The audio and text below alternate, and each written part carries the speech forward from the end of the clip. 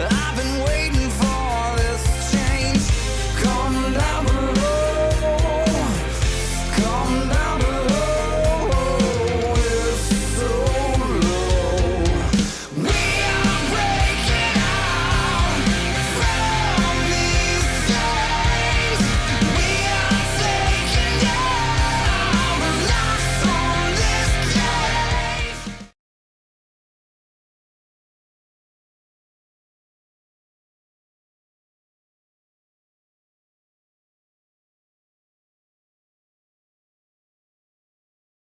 Harry is the son of Marion and Robert Alsop of Trophy Club. While at FWC, Harry's participated in baseball, football, and is very active in his church youth group. Harry plans to attend Texas Tech next year and to study financial planning. Mr. Harry Alsop.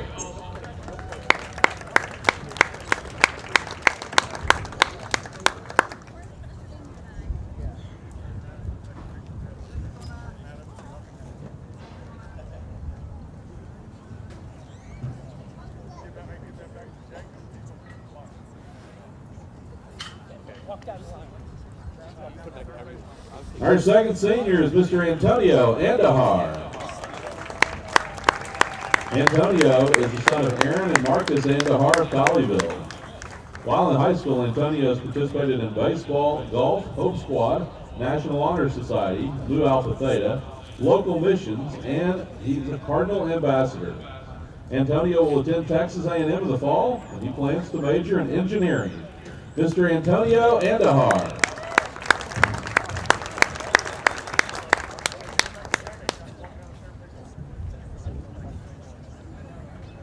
Next, Mr. Hank Austin.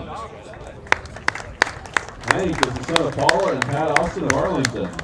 In high school, Hank's participated in baseball, football, track, golf, and local missions. Hank plans to attend Sul Ross State in Alpine next fall, where he's signed to play baseball. He also plans to study business management. Mr. Hank Austin.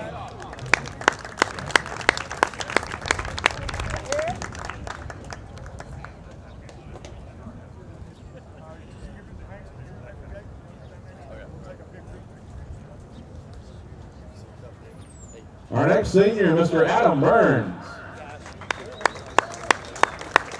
Adam is the son of Sherry Bly and Tim Burns of Colleyville. While at FWC, Adam participated in football, basketball, baseball, track, Hope Squad, and he's a Cardinal ambassador. Adam will attend the U.S. Naval Academy in the fall to play football. He plans to be a cyber technology specialist. Mr. Adam Burns.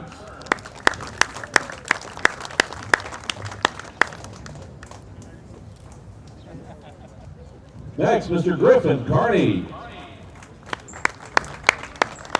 Griffin is the son of Nicole and Max Carney of Colleyville. In high school, Griff participated in baseball all 4 years and local missions during Cardinal Service Week. Griff plans to attend North Central Texas College to play baseball and to study business. Mr. Griffin Carney.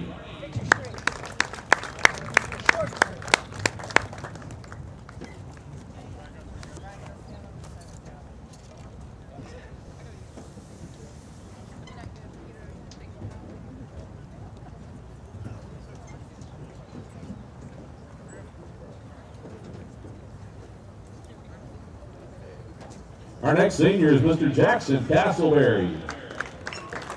Jackson is the son of Linka and Larry Castleberry of Argyle.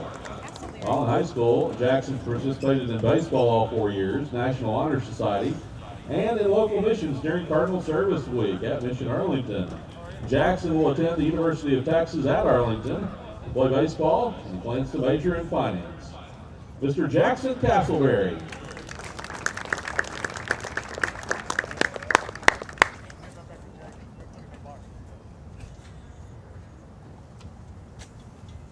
Next, Mr. Grady Emerson. Grady is the son of Deanna and Brandon Emerson of Argyle. He participated in baseball all 4 years of high school, as well as representing our country at Team USA, where he's won 4 gold medals. Grady plans to attend the University of Texas in the fall, where he's signed to play baseball. He plans to study agricultural science. Mr. Grady Emerson.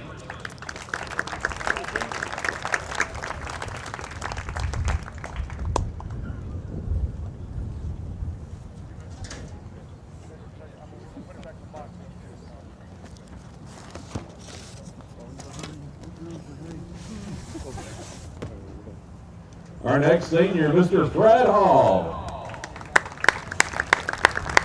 Fred is the son of Stephanie and Brian Hall of Argyle. He also has played baseball throughout high school and served at Mission Arlington during Cardinal Service Week. Fred plans to attend Texas Tech in the fall to study energy commerce. Mr. Fred Hall.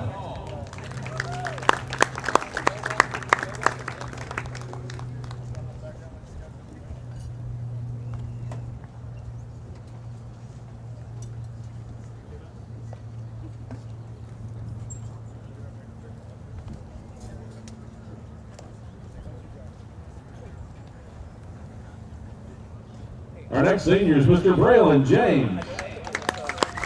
Braylon is the son of Lucy and Dennis James Keller. Braylon's participated in baseball, basketball, local service week missions, and he's a Cardinal ambassador. Braylon will attend Sneed State next year, where he's signed to play baseball, and he plans to study business. Mr. Braylon James.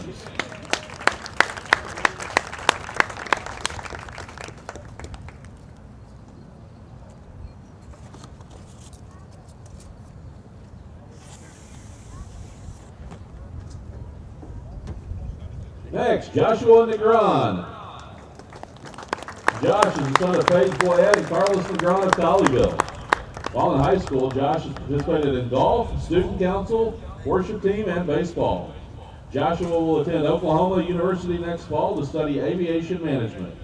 Joshua Negron.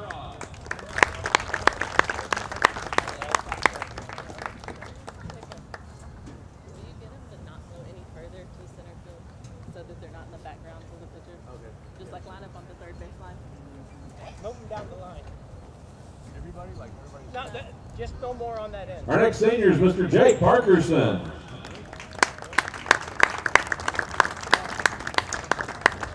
Jake is the son of Steffi and Joe Parkerson of Keller. He's also participated in National Honor Society and baseball throughout high school. Jake will attend North Central Texas College, where he's signed to play baseball, and he plans to major in business. Mr. Jake Parkerson.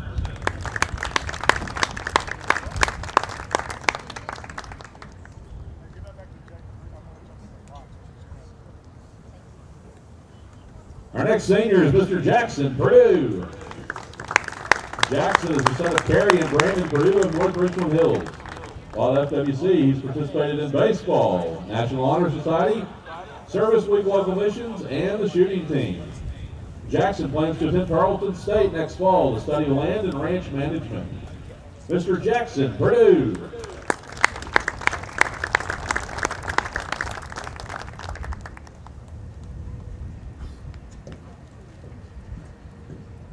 Our next senior is Mr. Carter Pearson. Carter is the son of Rachel and Chad Pearson of Keller. While in high school, Carter's participated in football, track, Service Week local missions, and baseball. Carter will attend Ole Miss next year, where he will study business. Mr. Carter Pearson.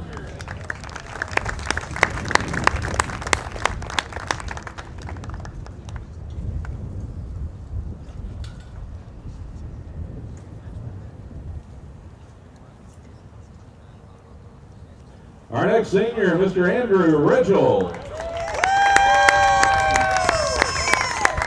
Andrew is the son of Jane and Jodon Ridgel of Hurst. He's an 11-year senior. He's participated in basketball, baseball, Hope Squad, National Honor Society, the Bass Fishing Team, and local missions during Cardinal Service Week. He's also a Cardinal ambassador. Andrew will attend Abilene Christian University in the fall to study finance. Mr. Andrew Ridgel.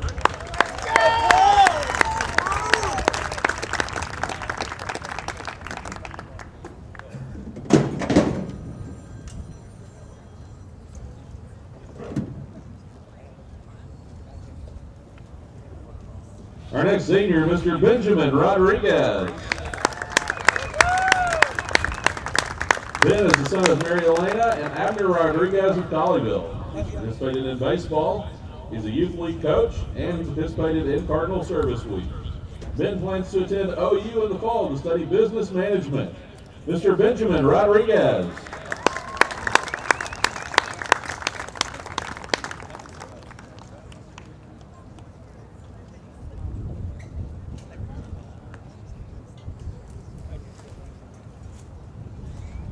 Next, Mr. Gregory Smeds.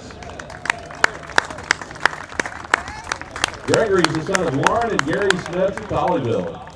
While at FWC, Greg has participated in golf, cross country, track, the bass fishing team, service week missions, Hope Squad, baseball, and he's a Cardinal ambassador. Gregory's undecided at this time on his college choice and his field of study. Mr. Gregory Smeds.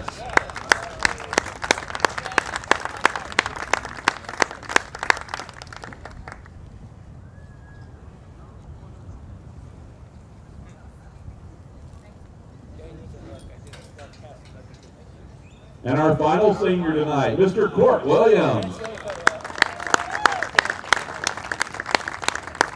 Court is the son of Amy Cook and Eddie Williams of Argyle. He's participated in football, baseball, the shooting team, and participated in Cardinal Service Week. Court will attend Texas Tech next year, but is undecided on his field of study. Mr. Court Williams.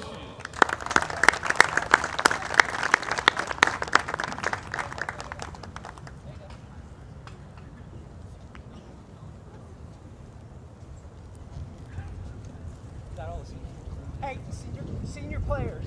Please join me in giving these young men and their families a round of applause. We appreciate all their hard work and many accomplishments while here at Fort Worth Christian. Once a Cardinal, always a Cardinal. Best of luck tonight, guys. Go Cards. Six tall in the back row, everybody else on the hand up front. 3 on each side.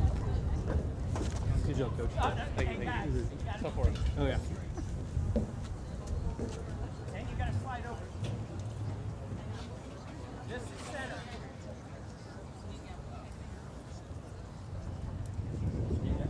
We all come to take a knee down here. Down here. Look over down here. Back row. Slide over.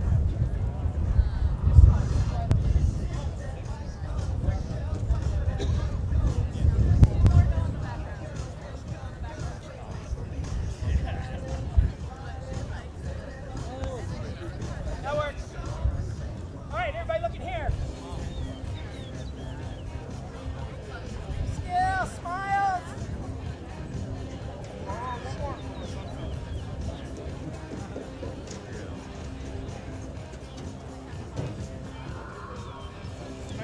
Thank you, gentlemen.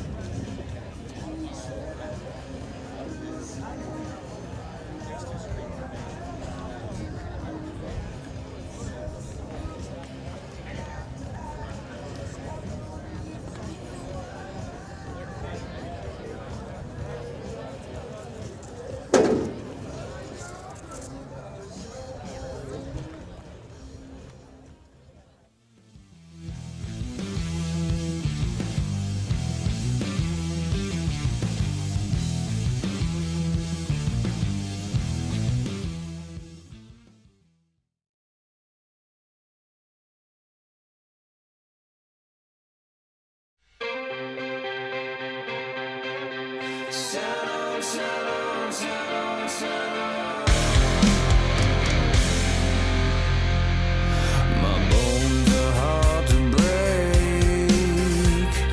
I can feel when the earth begins to shake.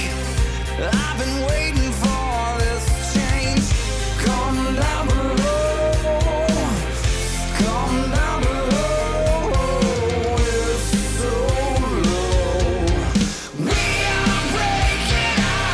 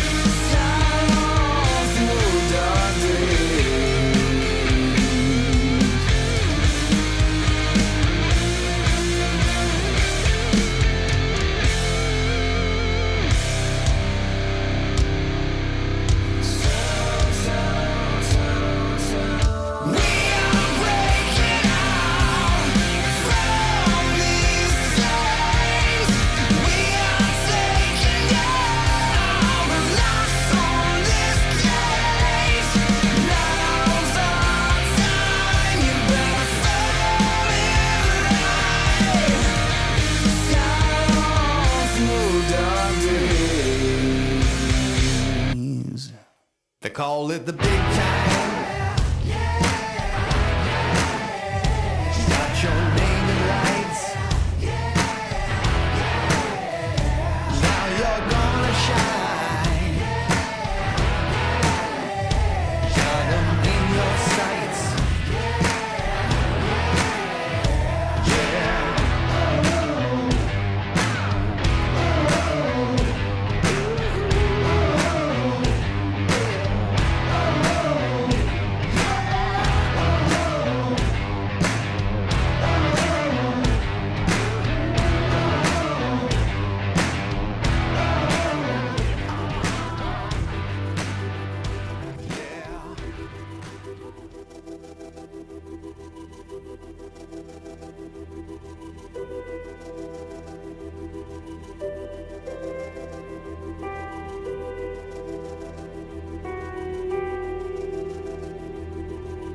You wanna be great now. You're just trying to find a way out. I don't wanna tell you how to live, but I just don't want you to miss. And I don't mean to scare you. I want you to live, and I dare you to give this life all you have. Yeah, all you have.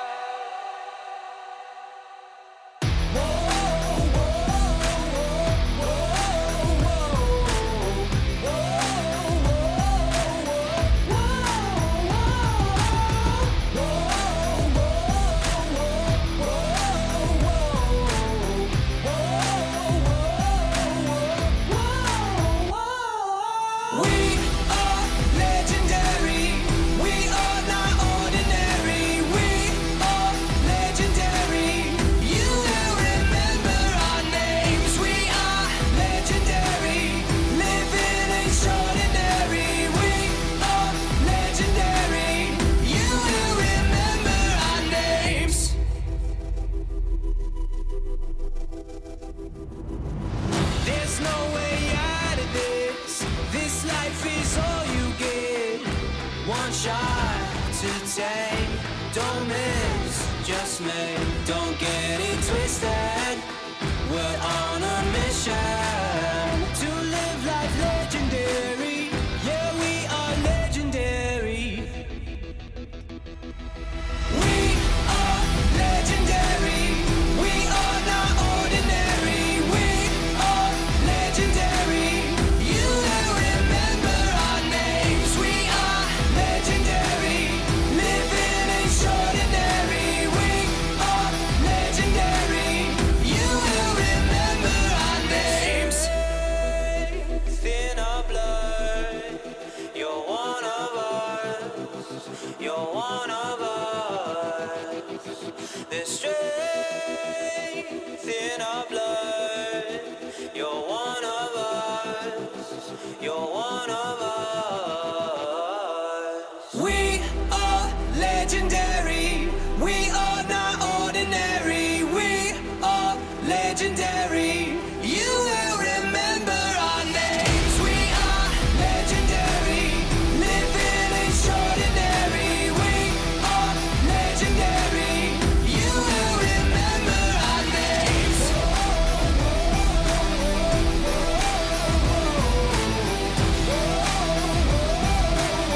You will remember our names.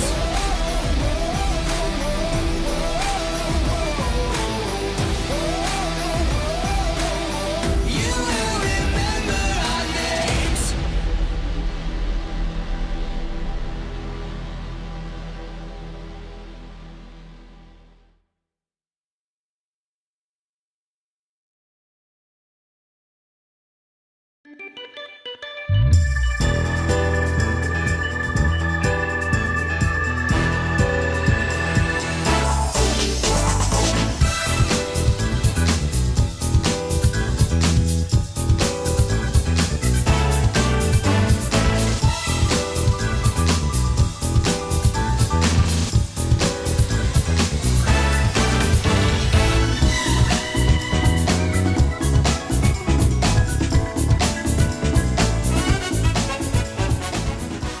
Cardinal Baseball Live on Tradio begins now.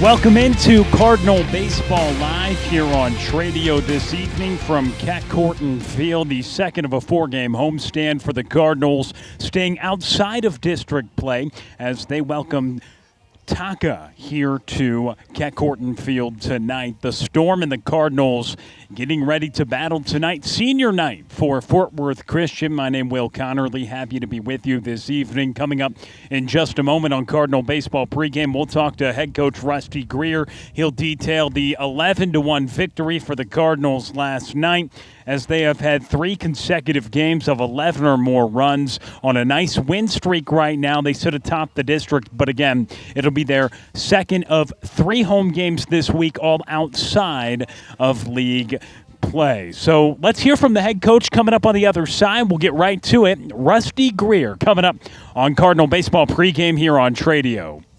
Welcome back to Cardinal Baseball Live on Tradio, joined alongside head coach Rusty Greer. Coach, your team in non-district action here this week.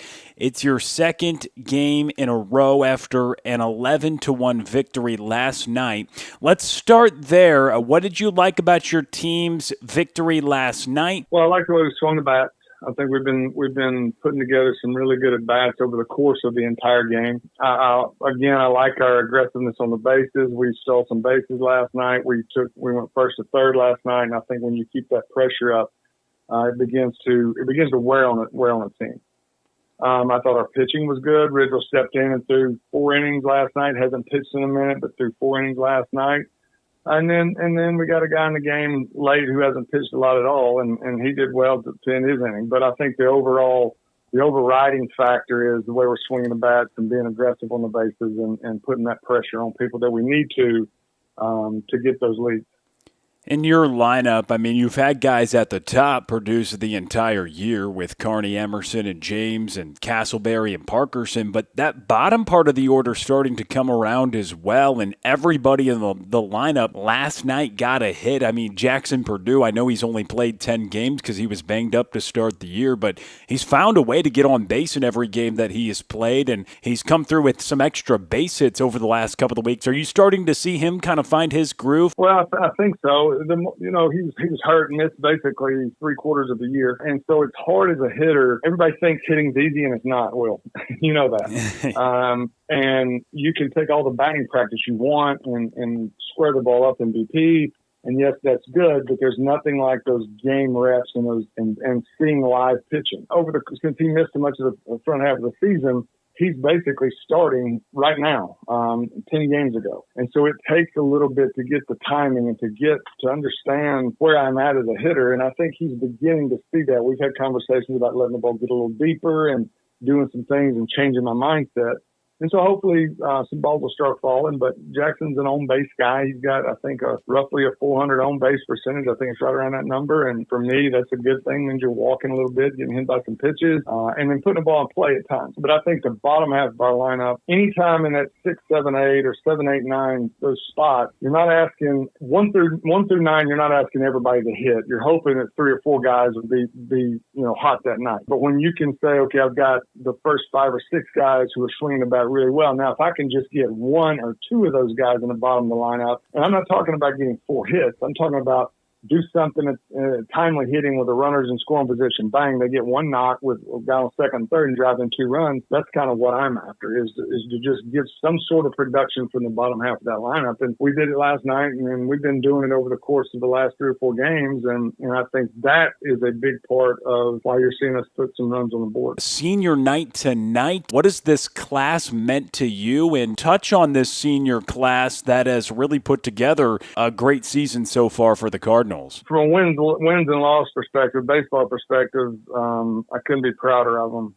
They come to play every day, and we talk about playing 7 innings. You and I have talked about that, and being focused with intent and effort, and they do that. And I think that they understand what kind of team they have and how special this year could be. From a personal standpoint, a lot of these guys have been with me for multiple years, and it's nice to see them grow and mature as players and as young men and understand me and who I am as a coach and what I expect. The new guys that have come over that are seniors, they've blended right in, and I couldn't be happier with that. So this team in general is a special team on more than one front. Obviously, the baseball side of it means a lot because you're there to win games, but just on that personal level, having known these guys for a while, it's going to be nice to see how far they can go this year. Let's touch on tonight's game. What's the plan against TACA? What are your thoughts on the matchup tonight? Well, TACA's going to be a pretty good team. I think they're 20-7, and they've got a little history. We beat them last year 3-1. Game was 1-1 in the fifth, and we scored 2 runs or the 1-1 in the sixth. We scored 2 runs in the bottom of the sixth. So again, if we don't come out with that focus and intent, we can get beat, and we'll come out ready to play. And we're going to run our pitching a little bit different since we have a bye week in district. We're going to use an opener tonight, and then keep our normal guys, our normal starters, try to keep them as close to their schedule as we can going into next week against Grapevine Faith. So coming up tonight, I want to see us continue to swing the bats and get that production from the bottom of the lineup and just navigate through those 7 innings that we've got to play with our pitching staff. 2 district games left. Your team sitting atop the league right now at 9-1 and going up against a Grapevine Faith team that finished second in the district, state finalists last year, and then they just had a couple of one-run games against Southwest Christian. Obviously, your team in the mix to win a district title. What are your thoughts as you just have a couple of league games left before we gear up for the postseason, Coach? Well, Grapevine Faith is better than what their record says. There's no question about that, and I think you see that over the course of the last 4 or 5 games. Been tight games against some good teams, and they'll come ready to play. They'll come to us on Thursday. We'll go to them on Friday. It'll be a dogfight, and hopefully we can close our season out and don't. Just because we have the district games against Faith, who is a rival of ours, we need to control our emotions, and we need to go play the game. Those games are no different than the games against Southwest or against Lubbock or against the team we played in the tournament season. And we just have to be able to control our emotions and stay within ourselves and do our job. Each individual do his job, and at the end of the day, pitch a little bit, get some timely hitting and play some defense, and I like our chances at that point. All right, Coach. Well, thanks so much for your time. Best of luck tonight. We'll talk to you again soon. All right, thanks, Will. Fort Worth Christian School is Christ-centered, college preparatory school where every student is known, loved, and valued. At FWC, students are challenged to pursue excellence in the classroom, in competition, and in their faith, all while being equipped with a strong biblical worldview. From standout academics and championship athletics to award-winning fine arts and a vibrant student community, Fort Worth Christian is preparing tomorrow's leaders today. We invite you to discover the difference for your family. Visit fwc.org to learn more, schedule a personal tour, and experience Fort Worth Christian for yourself.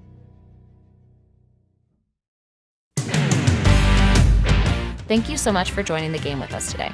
We hope you are enjoying this presentation of Cardinal Baseball Live on Tradio. We have a target of 20,000 channel subscribers before the end of this spring. We need your help to reach that goal. So please hit the subscribe button and the like button, and pick a friend or family member to whom you can share the game. We are happy you are watching and hope you consider becoming a member for access to different member-only content.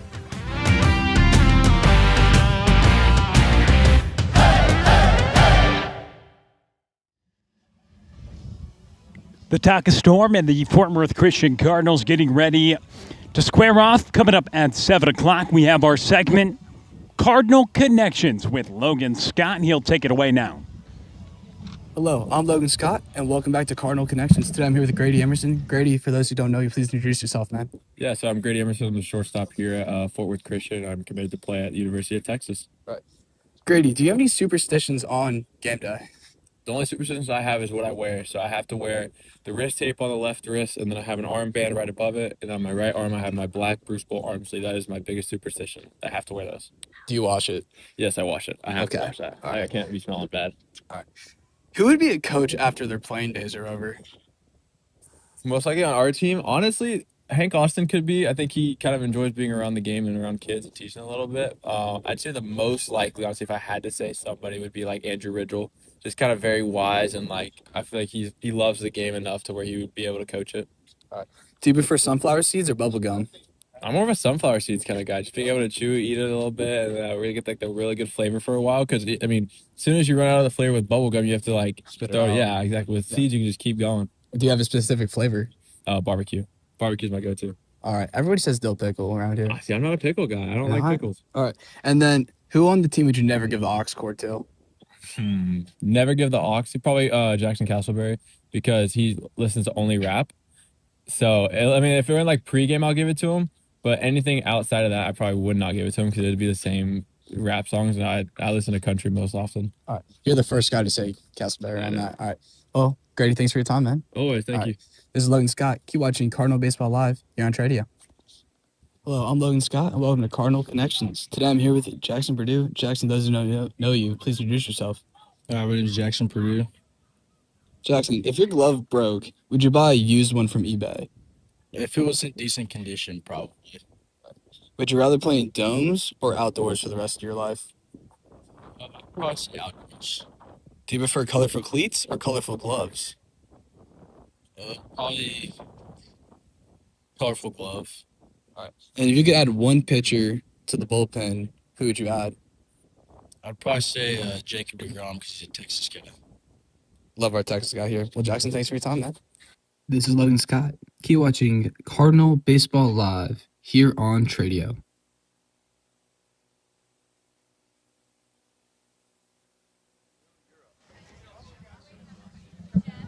Welcome you back to Cardinal Baseball Live here on Tradio. You just met Grady Emerson, the senior shortstop, one of many seniors recognized for Rusty Greer's club here on senior night as the TACA Storm go up against the Fort Worth Christian Cardinals coming up tonight. And mentioned it's non-district play, but let's look at the district standings here for Fort Worth Christian. They've won 6 consecutive games in league play, and they've done it all in run rule fashion. They sit atop the district right now at 9 wins and 1 loss, 25-5-1 overall on the season. Southwest Christian 7-1, so that's a matchup to watch if the two teams should win out. Southwest Christian would have the 1 seed over Fort Worth Christian. The two teams split the next tiebreaker run differential, which the Eagles hold over the Cardinals, so we'll see. But if Fort Worth Christian should win their final 2 district games next week,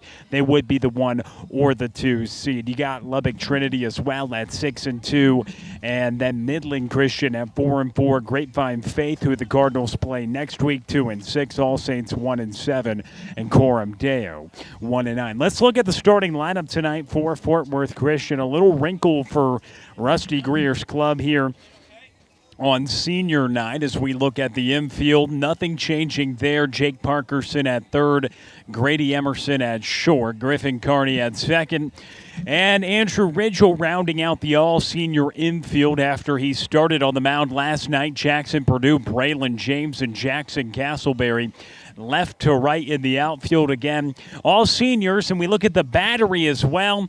Again, all seniors here on senior night. Antonio Andujar getting the start. We'll see how long he can go. Expect many arms being utilized tonight for the Cardinals. Hank Austin behind the dish. It was Harry Alsup, the senior catcher, who got his first 2 hits of the season last night, starting in the Cardinals win. And Court Williams, the designated hitter, here tonight. So there's a look at the lineups. And we've got first pitch coming up in just a moment between the Storm and the Cardinals. We'll have the starting lineups be announced over the public address, and certainly carry that with you here in just a moment as we have an opening prayer, and then we'll have the anthem and starting lineup. So we'll have that here in just a second. But the Fort Worth Christian Cardinals getting ready to battle against TACA tonight here at Keck Field, and we'll give it to the public address now. Matchup between the TACA Storm and your Fort Worth Christian Cardinals. First, the starting lineup for TACA. Leading off the third baseman, number 15, Titus Heath. Batting second, the pitcher, number 31, Jack McAtee. Batting third, the shortstop, number 8, Grant Zappasodi. Batting cleanup, the catcher, number 35, Travis Richmond. Batting fifth, the first baseman, number 84, Nick Newton. Batting sixth, the left fielder, number 2, Justin Frick. Batting seventh, the second baseman, number 23, Adam Buchel. Batting eighth, the right fielder, number 19, Trevin Percy. And batting ninth, the center fielder, number 21, Hudson Pecoraro.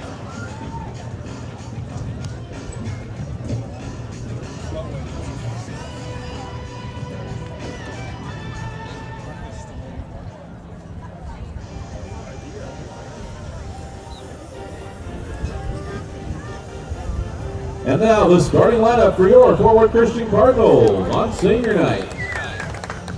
Hitting off the second baseman, number 27, Griffin Carney. Batting second, the shortstop, number 2, Grady Emerson. Batting third, the center fielder, number 17, Braylon James. Batting cleanup, the right fielder, number 11, Jackson Castleberry. Batting fifth, the third baseman, number 7, Jake Parkerson. Batting sixth, the first baseman, number 9, Andrew Ridgel. Batting seventh, the left fielder, number 25, Jackson Purdue. Batting eighth, the designated hitter, number 23, Court Williams. And he's batting for the pitcher, number 33, Antonio Andahar. And batting ninth, the catcher, number 1, Hank Austin. The Cardinals are coached by Rusty Greer, assisted by Jacob Pickle, Curtis Wilkerson, John Hampton, and Tyler Ricks. At this time, ladies and gentlemen, we invite you to please stand. The gentlemen, remove your caps as we go to the Lord in prayer. And following the conclusion of our prayer, please remain standing as we honor America with the playing of our national anthem. Let's pray. Heavenly Father, we thank you for this beautiful day that you've given us. We thank you for both of these teams. Thank you for all the talents that you've blessed them with. Father, we thank you for getting them to this point of the season. And Father, we just pray that you'd watch over them through this game tonight and through the rest of their season. Father, thank you for their parents and their coaches. Father, we just pray that you'd be with all of us as fans, be with the umpires tonight. We just pray for a wonderful night here at the ballpark. Father, we thank you especially tonight for our seniors who've represented our program here at Fort Worth Christian so well over these last few years. We just pray, Father, that you'd be with them as they go forth and they graduate here in about a month. Father, we love you and we thank you for your son Jesus. We just ask all these things in his name. Amen.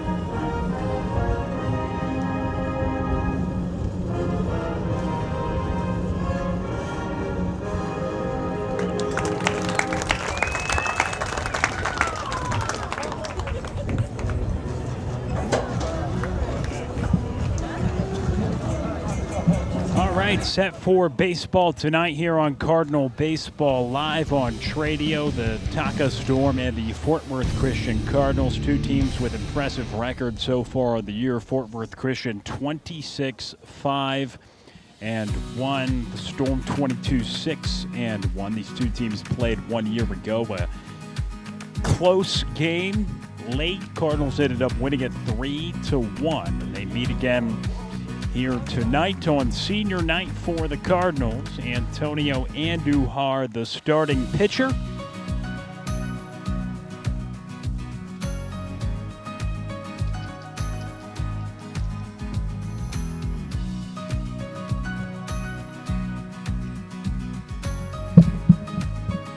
And so he heads out to the mound for the Cardinals, working with Hank Austin behind the plate.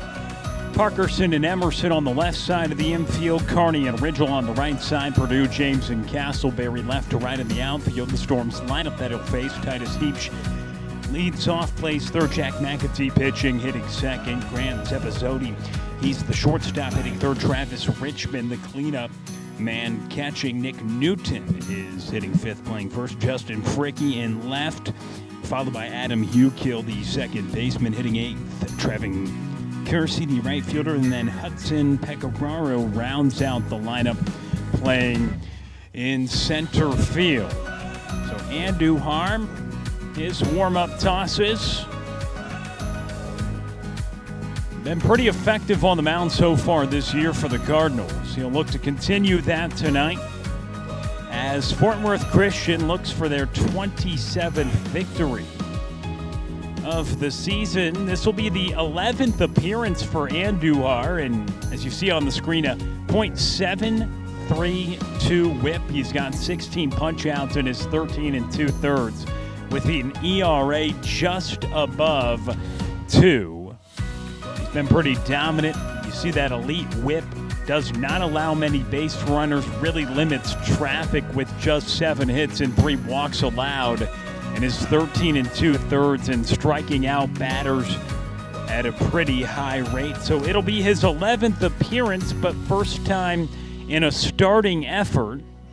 You expect many Cardinals to probably toe the rubber tonight because Andujar, well, he hasn't gone more than 2 innings in a game this year, so you hope in an opening type setting now for the right-handed senior that he could potentially try to do that. Last time out, he pitched against Fort Worth All Saints last week, threw an inning and didn't allow a run. In fact, 7 straight scoreless appearances for Antonio Andujar.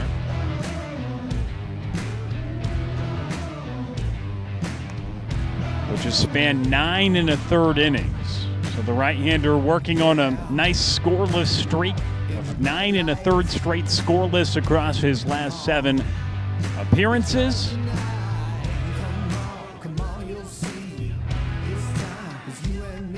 Tyler Heapsch comes up to the plate for the Storm. 22-6-1 on the season. Andujar, first one up and out.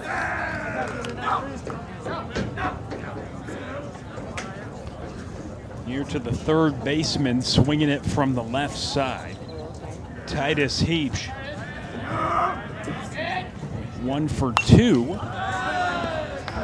yesterday with a couple of RBIs, including a couple walks drawn as well. The Storm with 10 or more runs in back-to-back games, beating Temple Christian 16-1 last night.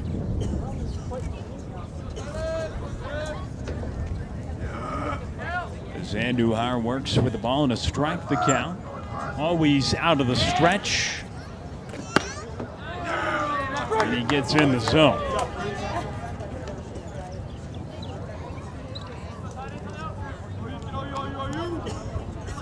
This is an offense with 26 runs over their last 2 games. Putting runs on the board the same way the Cardinals have as of late. And Andujar will ring up Titus Heapsch for the first out here in the top of the first. The pitcher, number 31, Jack McAtee.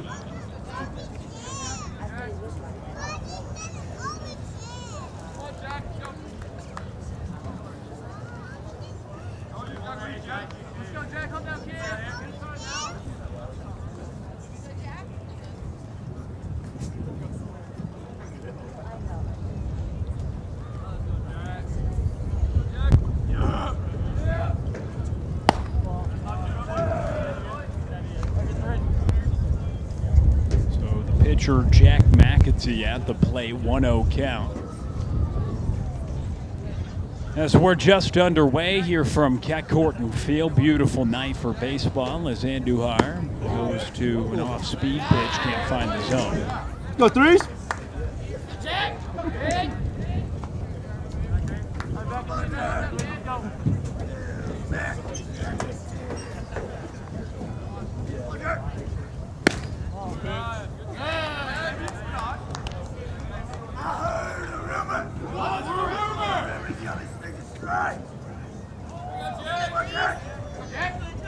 Let's go, Tony.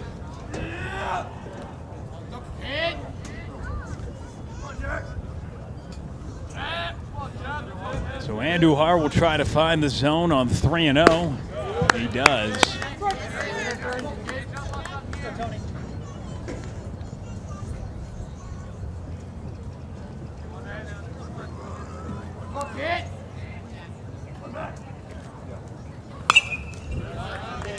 So from 3-0 to 3-2 now. Andujar getting a backward strikeout to begin the ballgame. Now the count full to Jack McAtee.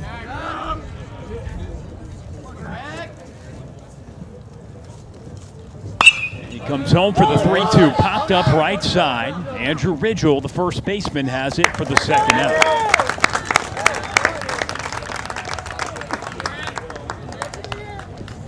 So a strikeout and a pop-up, 2 up, 2 down to start the outing for Antonio Andujar.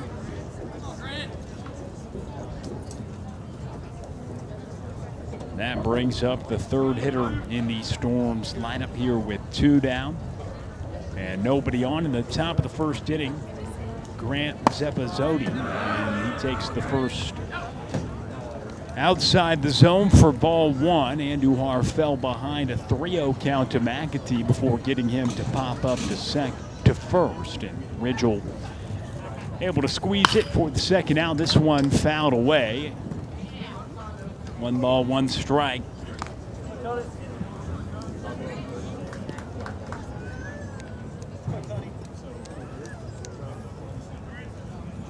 It was a 3-1 victory for the Cardinals over the Storm 1 year ago.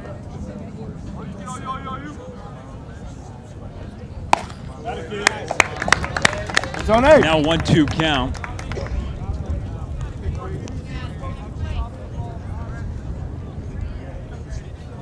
Zepazzotti unable to hold up. Went 2 for 2 with a pair of runs scored and a pair of runs driven in 1 night ago. And he gets plunked on a 1-2 pitch. So a 2-out base runner getting aboard as Grant Zepazzotti gets hit on a 1-2 pitch that runs inside from Andujar. The catcher, number 35, Travis Richmond. And that'll bring up Travis Richmond.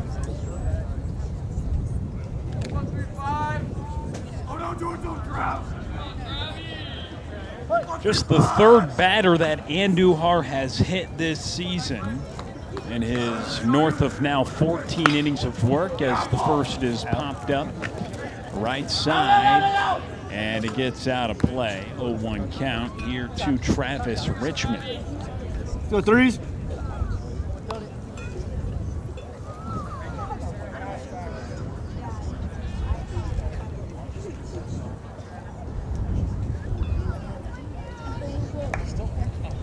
Zepazzotti, the runner, at first after being plunked, and it's an 0-1 count to the cleanup man, Travis Richmond. The catcher swings it from the right side and watches for a ball, even count.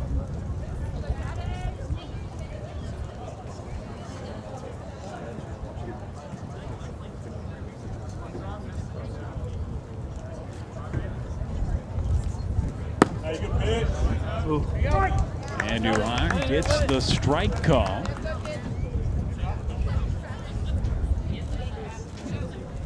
So now a 1-2 count here to Richmond.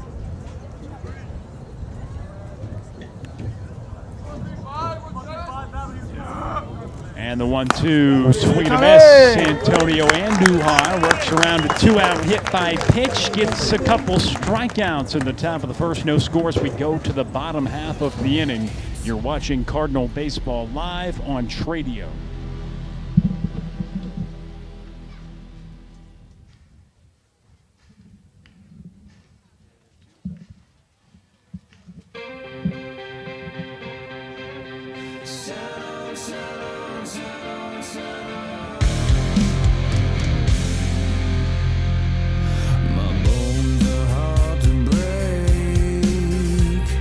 I can feel when the earth began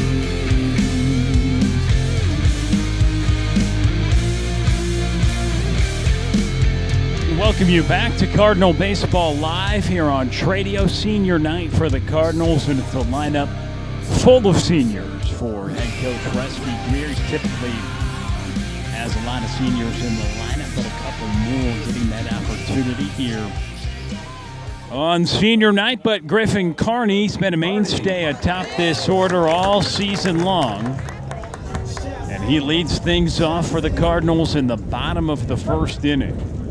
A .389 average, 48 runs scored, and he has swiped 28 bags, but it's Jack McAtee who gets in the zone, as his first pitch is a strike, an 0-1 count here to Griffin Carney.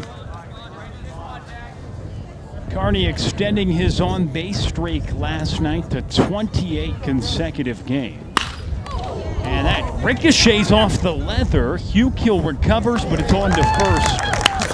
Not in time, as it was right back at McAtee and deflected over to second, but Carney able to leg it out and get on board.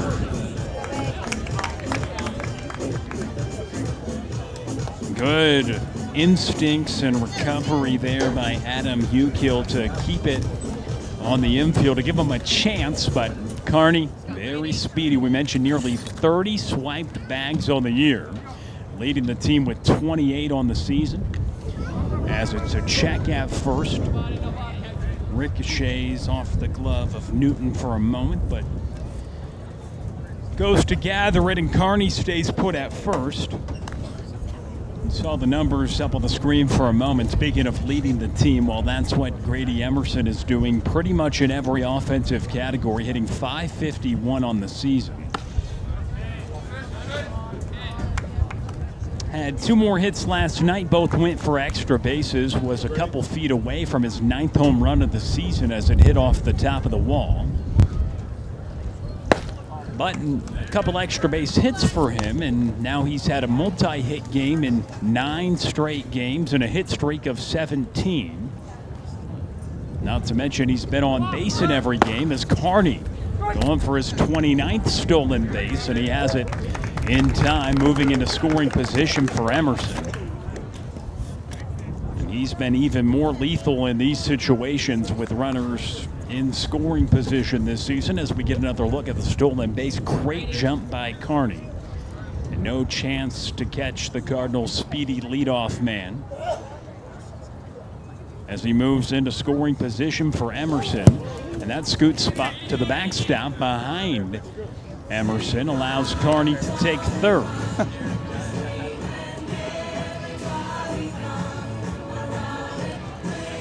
I mentioned Emerson hitting about .550 on the year. He's hitting .651 this season with runners in scoring position. He's got a 3-ball, 1-strike count and swing and a miss to make it full. All right.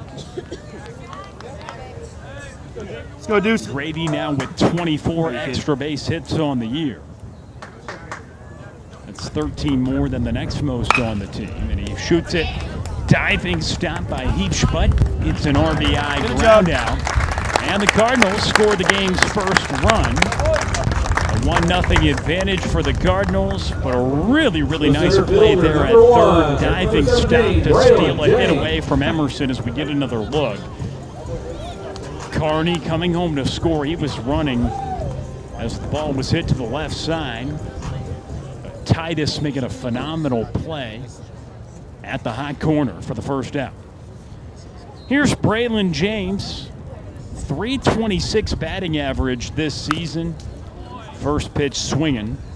Struck out in his first at-bat last night, but then reached in his next 4 plate appearances with 3 hits, including a double, along with a walk. He's actually 5 for his last 7 at the plate.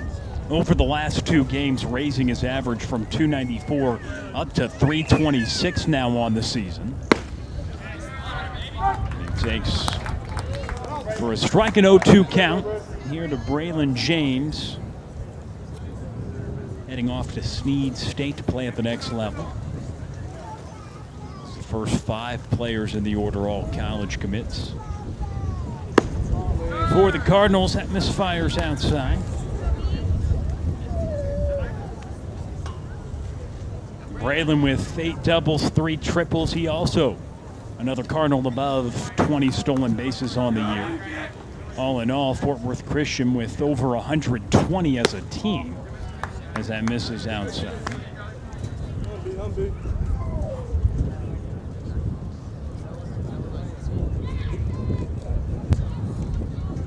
Braylon with 23s, one of 4 Cardinals over 20 stolen bases, but that is just chopped up the first base line and called a foul ball. Nick Newton made the play, but the umpire deemed in foul territory. And the count remains 2 balls and 2 strikes here to Braylon James. We get another look. James unable to get great contact on that, but he'll have another opportunity. The 2 with a little collision up the first base line. But yes, 32 games played for the Cardinals and 122 stolen bases. The number was really staggering to start the year. Thought surely they can't keep this up running the base paths like this, but they definitely have. And it's been a staple for Rusty Greer's club here this season. The first 4 hitters in the order are all the speed merchants on this squad, and Braylon James, 3 balls, 2 strikes, and a foul ball.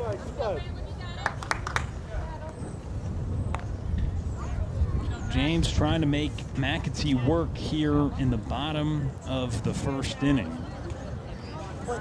1-0 Cardinals lead.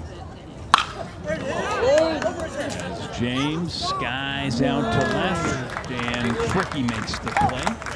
Let's go, Barry.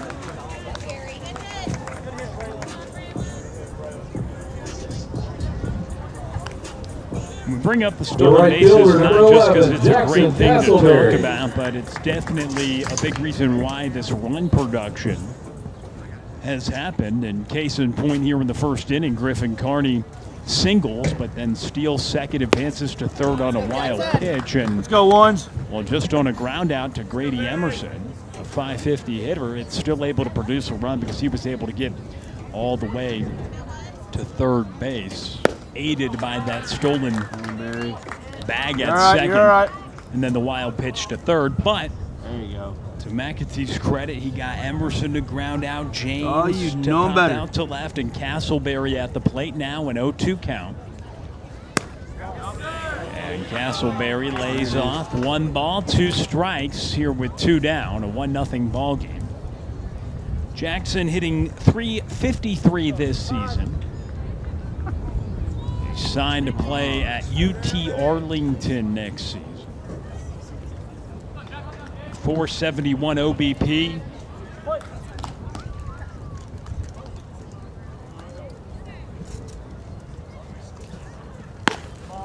Yep. Watches the next 2 outside the zone.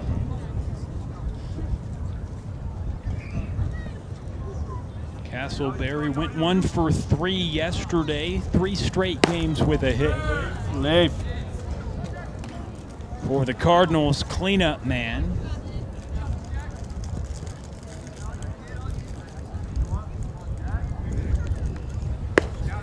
and he watches for strike 3. McAtee catching Castleberry, looking but not before Griffin Carney singles and comes home to score. The Cardinals lead by 1 after an inning here from Keck Field. Shout out to the class of 2025 parents out in left field. Cheering on the Cardinals tonight.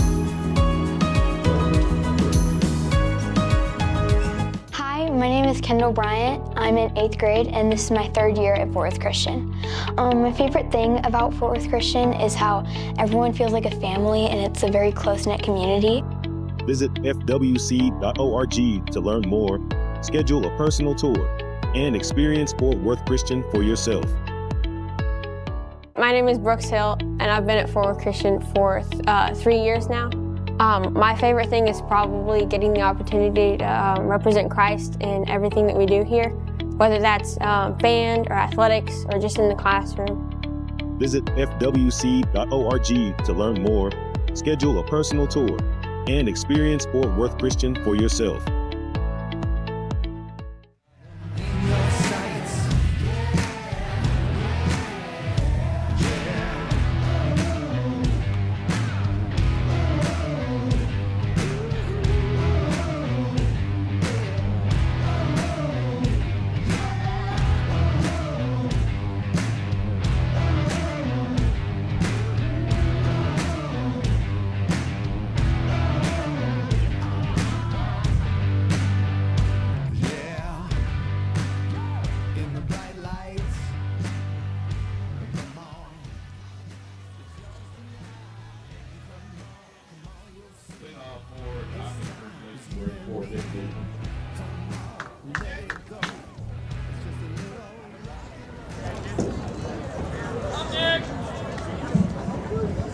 Back to action on Tradio as we start the second inning. Nick Newton, first pitch swinging. Skies it to center. Brandon James is there. One pitch, one out here in the top of the second inning.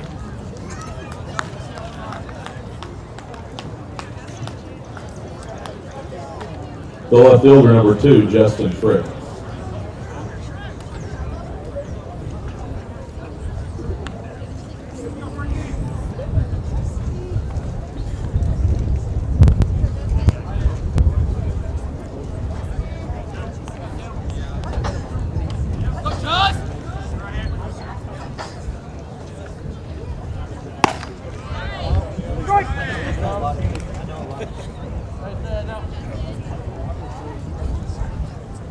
So Justin Fricky, the left fielder at the plate.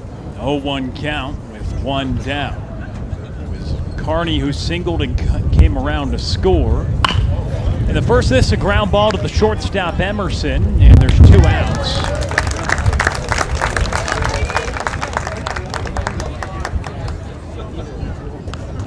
Grady continuing to play great defense as well. Mentioned 23, Adam Buechel. the Texas pledge is hitting above 550, but he's also been just as impressive with the glove. Makes a nice play for the second out. Adam Hukill at the plate now.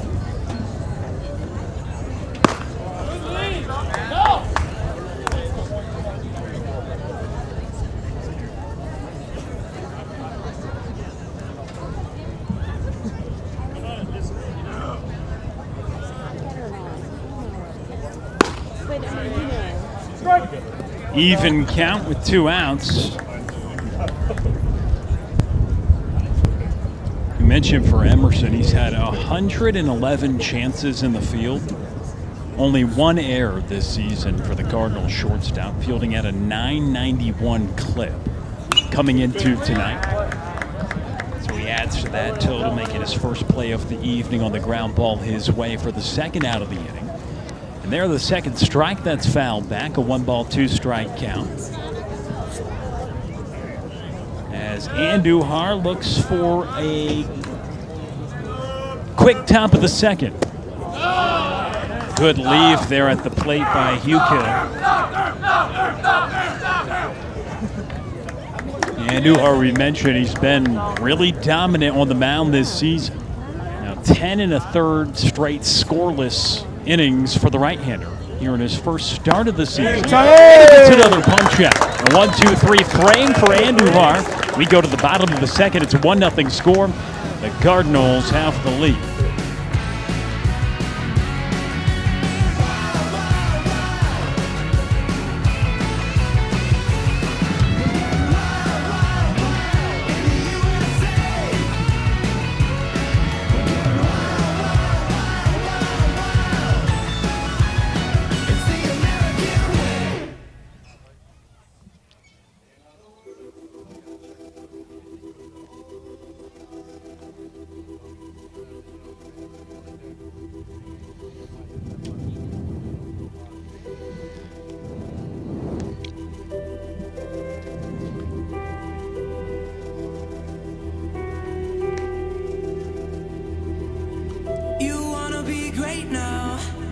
you're just trying to find a way out. I don't wanna tell you how to live, but I just don't want you to miss. And I don't mean to scare you, I want you to live, and I dare you to give this life all you have. Yeah, all you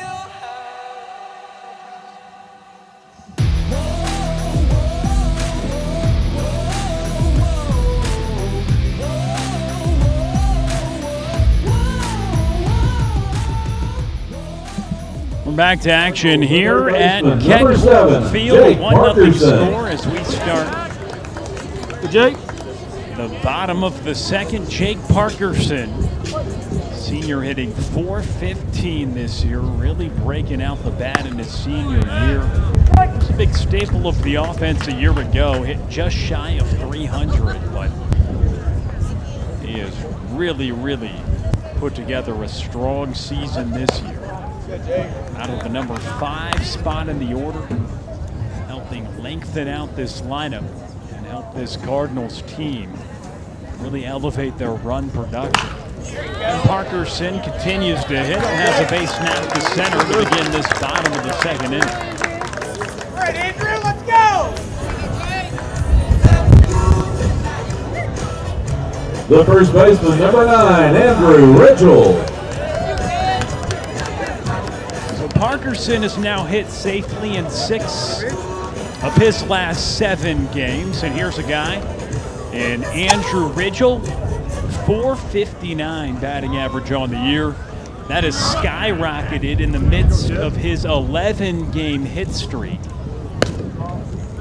Didn't have a chance to extend his hit streak last night as he was on the bump and the Cardinals used a DH. Threw the ball well as the Cardinals picked up a victory, much thanks to a 7-run bottom of the second inning that they had yesterday. But Ridgel has really handled the bat well. He's been moved up to the number 6 spot of the order. Right around when this hit streak started, about 10 or so games ago.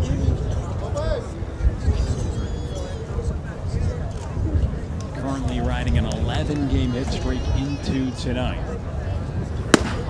He watches 4 straight miss outside the zone, and runners now on first and second for the Cardinals.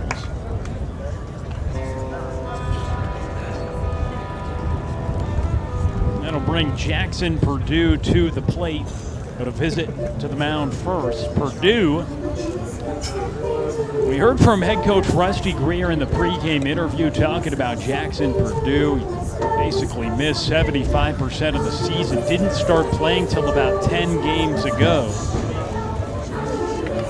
But in 10 games, he's been on base in every game. He's had a hit in 4 of his last 5 games, including 3 extra base hits during that span, and had a walk-off home run last week. And so somebody that is starting to find his stride as he's been back in the lineup after dealing with injury for the first 20 or so games of the season for the Cardinals. Guy who played a lot of games for Fort Worth Christian a year ago. And after the visit, Jack McAtee will try to work out of some trouble with runners on first and second and nobody out here with Jackson Perdue at the plate.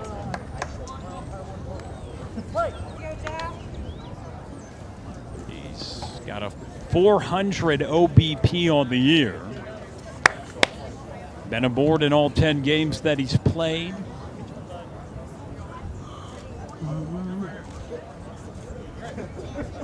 Had a double yesterday.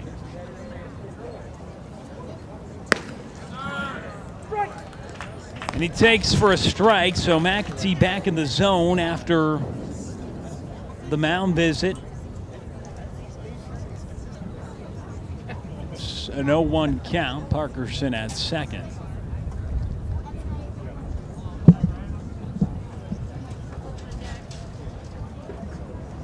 Ridgel, the runner at first.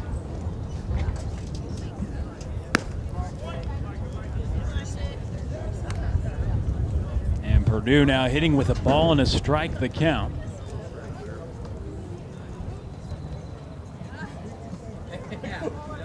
And Andujar, he's needed 26 pitches to get through 2.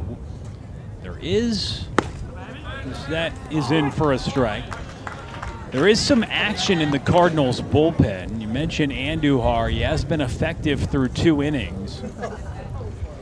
With now 11 1/3 straight scoreless for the right-hander. However, 2 innings is the most that he has thrown this year. So perhaps we see a new arm come in soon as Jackson Purdue goes down on strikes.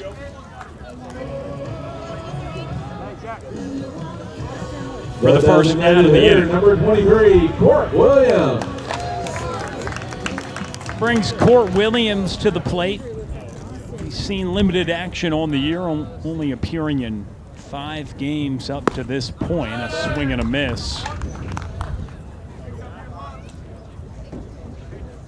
But just 5 games played. Last time he got in was on March 27th. He played in both games that week, the 26th and 27th, when the Cardinals run-ruled Coram Deo in district play in both games. He did have 1 hit and 4 at-bats in his last game, but again, just 5 games played on the year. The senior designated hitter.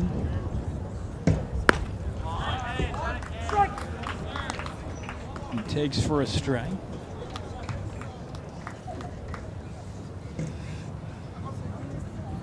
A 1-2 count. So the first 2 reached, but McAtee was able to strike out Purdue. Trying to do the same here to Williams, but it misses inside.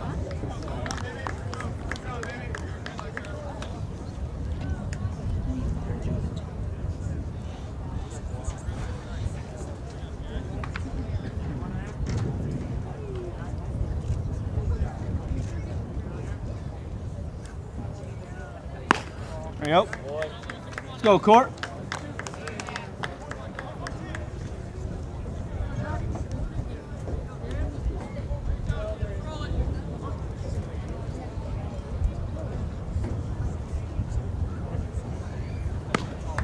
Good lead.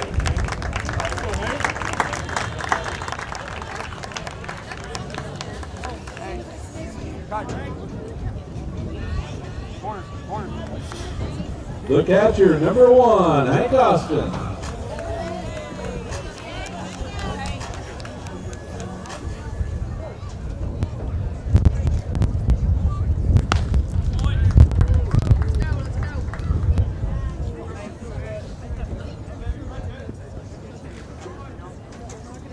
So Williams drawing the walk to load up the bases for Austin. The 0-1 fouled away. So an 0-2 count to the senior catcher. The top of the order waiting on deck for the Cardinals, and Griffin Carney, who singled and scored the only run of the game up to this point to lead off the bottom of the first inning.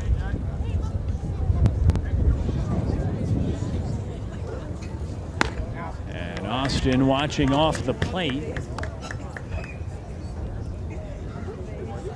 So bases loaded with 1 out, a 1-ball, 2-strike count here to Austin.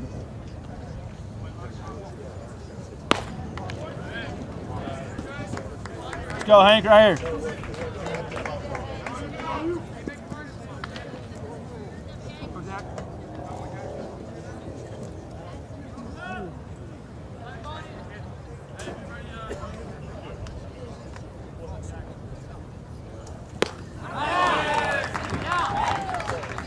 And he goes down on strikes, chasing one off the plate. So a couple of big punch-outs from McAtee here in the bottom of the second inning.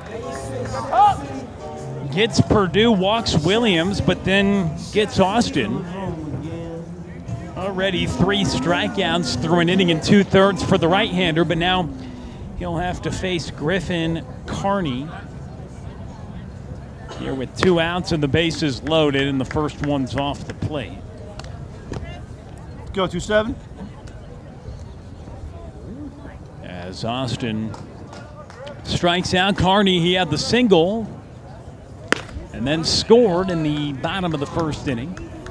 Now hitting for the second time in as many innings as the Cardinals have loaded him up. The first 2 of the inning reached, then Court Williams walked, but the 2 outs have come via the punch-out. Carney now ahead in the count, 2 balls, no strikes. And that's in there. It was Carney who hit it right back-to-back as he hit off his leather, but the leadoff man was able to leg it out for an infield single. It ricocheted off to second. They were unable to relay to first in time to get Carney. Who's now hitting with a 3-ball, 1-strike count. Jake Parkerson at third. Nowhere to put Carney with the bases loaded. 3 balls, 1 strike.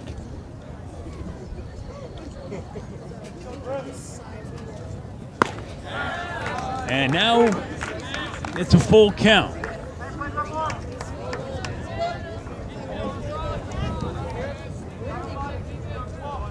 Carney watching strike 2 to push it full. 3 balls, 2 strikes, 2 outs.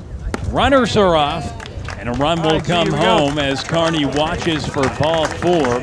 And the Cardinals take a 2-0 lead. Griffin Carney reaching for a second time.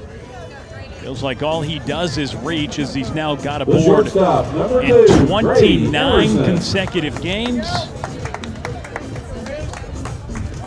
And it brings Grady Emerson to the plate, an RBI ground out last time up.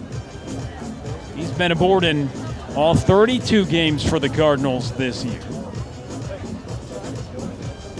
Hitting .551 with a .664 OBP, OPS north of 1,700, while he's slugging over 1,000. Yeah, elite is one way to describe his numbers as you get a glance. Leads the team in all of those categories. And he's first pitch swinging, fouls it back. Here on his senior night. Signed to play at Texas, but also expected to be one of the top selections in the MLB draft upcoming this summer. As that's taken for a strike. And so now an 0-2 count here to Grady. Here we go. He's only struck out 3 times in 122 plate appearances this season. And he'll try to protect with 2 strikes. It's up and out.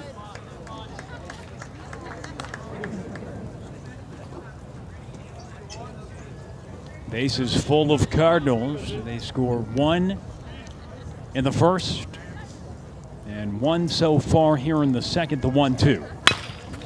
Grady ground ball to first. It's gloved there by Newton. He steps on the bag, and the Cardinals strand the bases loaded. But they're up 2-0. Jake Parkerson got things started with a single, and he comes home to score on a Griffin Carney walk. It's a 2-0 Cardinal lead as we head to the third.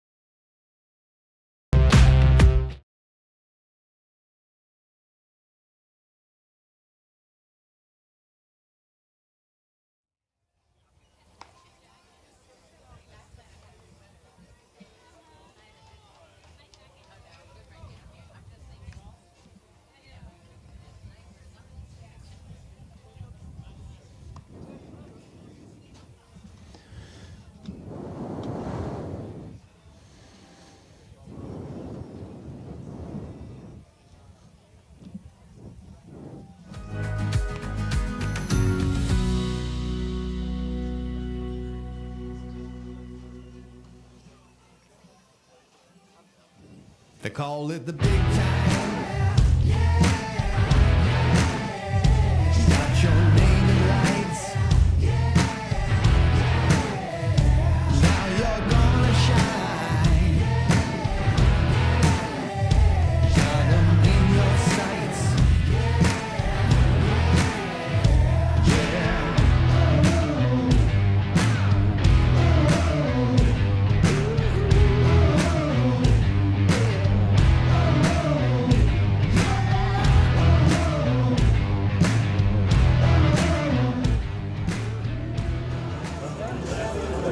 Beautiful night for baseball here in North Richland Hill. 77 degrees. Cardinals with a 2-0 lead.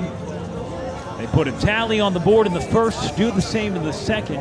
Griffin Carney, a big reason why both times. He singled and scored the first run, drove in the second run as he drew a bases-loaded walk. And there's a look at Carter Pearson, the senior, first time on the mound this season for the right-hander.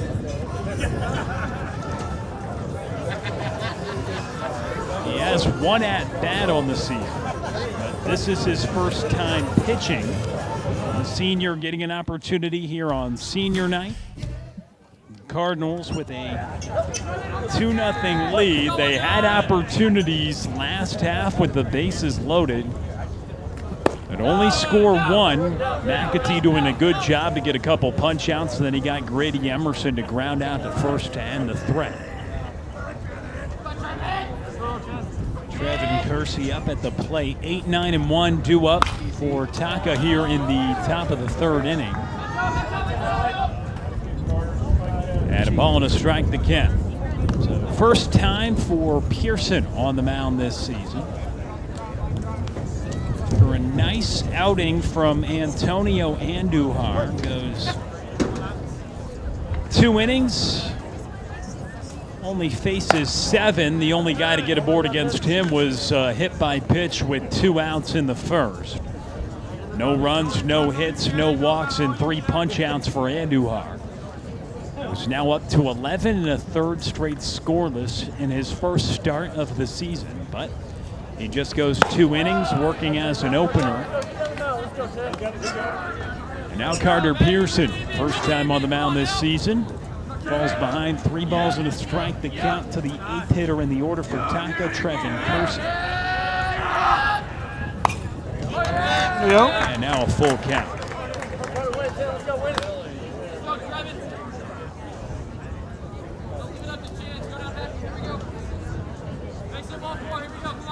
Three balls, 2 strikes here to begin the top of the third.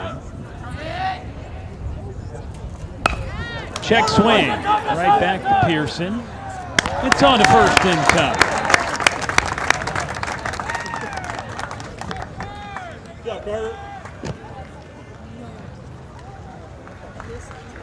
The center fielder, number 21, Hudson Pecoraro. Brings up the 9th hitter in the order, the center fielder, Hudson Pecoraro, now at the dish with 1 out.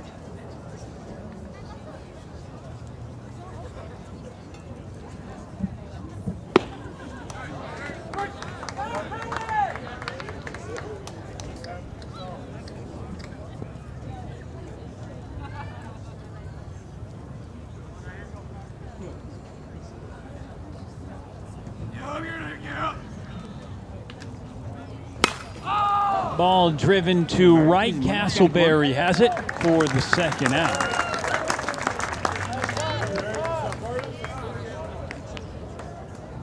So 2 quick outs for Pearson. 2 up, 2 down on 8 pitches, and it goes back to the top of the order. Carter. Titus Hebish struck out looking. His first trip to the plate and takes for a ball, 1-0 count. It's Pearson here in his first inning of action this season in the Cardinals' 33rd game of the 2026 campaign. Looking for a 1-2-3 frame.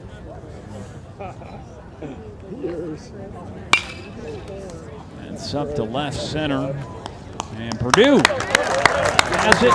It is a 1-2-3 frame for Carter Pearson. Nice work for the right-hander in his first inning of relief tonight and his first inning of action here this season. All he needs is 10 pitches to retire 3 straight. It's a 2-0 Cardinal lead as we go to the bottom of the third.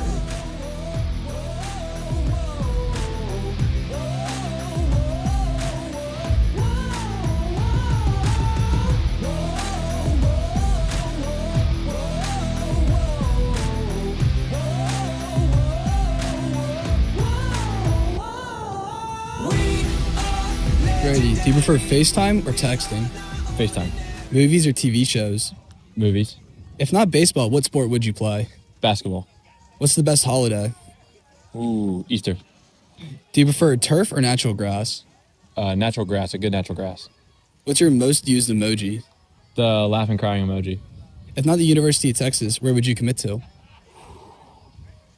Man, this is tough. I'd probably have to say Texas A&M. And now it's for Dream Stadium to play in. Dream Stadium, Fenway. All right. Grady, thanks for your time, man. Thank you. Jackson, what sport would you play if not baseball? Probably play football. PlayStation or Xbox? Xbox. Who's the biggest iPad kid on the team? I'd probably say Fred Hall. What's your go-to karaoke song? Probably Broken Window Serenade by Whiskey Myers. Who's the biggest dad on the team? Shoot, that's a good one. Probably Andrew Ridgel. If you won the lottery today, what was your first big purchase? I'd probably buy some land or some horses. What's your go-to gas station snack? Probably a Red Bull and some sunflower seeds. And would you rather play in 40 degrees or 90 degrees? 90 degrees. Jackson, thanks for your time, man. Braylon James up the middle, and he'll get aboard to begin this bottom of the third inning. Barry. 3, 4, and 5 due up in the order for the Cardinals, and the third hitter in the lineup, Braylon James. Ground ball up the middle, and he The right reaches. fielder, number 11, Jackson Castleberry.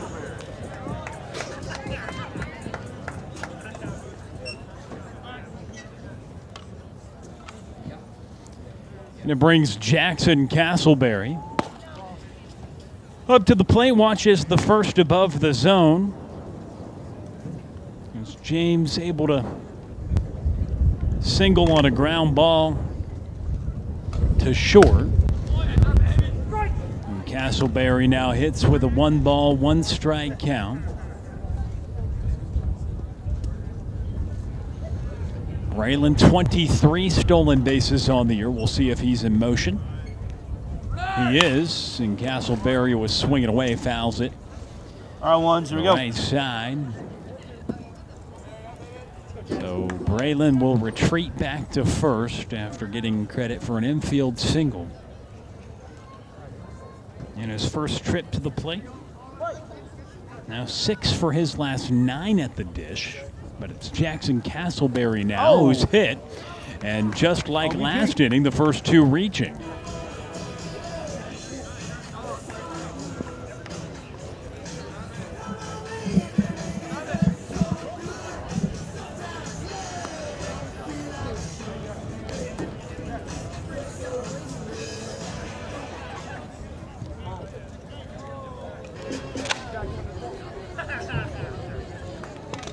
The third baseman, number 7, Jake Parkerson.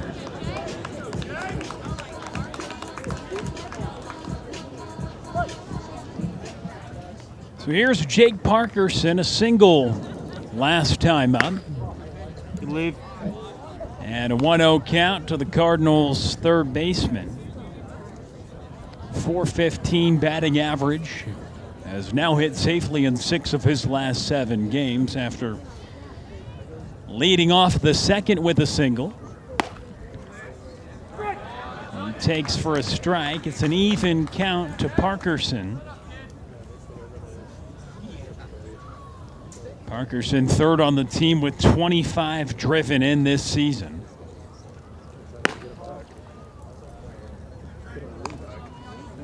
And a 2-1 count.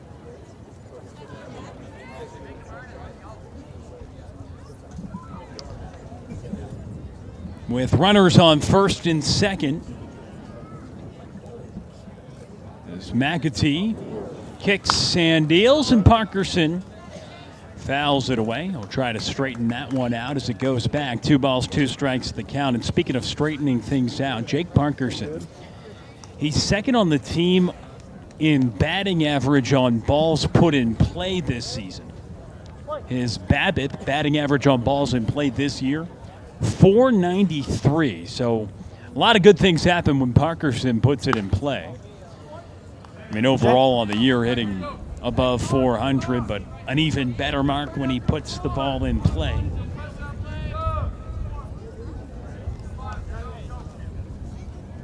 It's a full count. Runners are off. Parkerson has his second hit of the night. And Braylon James will come home to score. Jackson Castleberry being waved home as well, and he slides in safely. 2 ribbies for Jake Parkerson, as he has his second hit of the night, and a couple RBIs to add on, as the Cardinals now with a 4-0 lead. 1 in the first, 1 in the second, 2 more here in the bottom of the third inning. Good piece of hitting on the inside pitch. Parkerson able to pull it to left, and 2 come home to score. So the Cardinals sending Braylon James home easily, and the extra runner in Jackson Castleberry also coming across. And so Andrew Ridgel, who walked on 4 pitches his last time up, takes the first for a strike.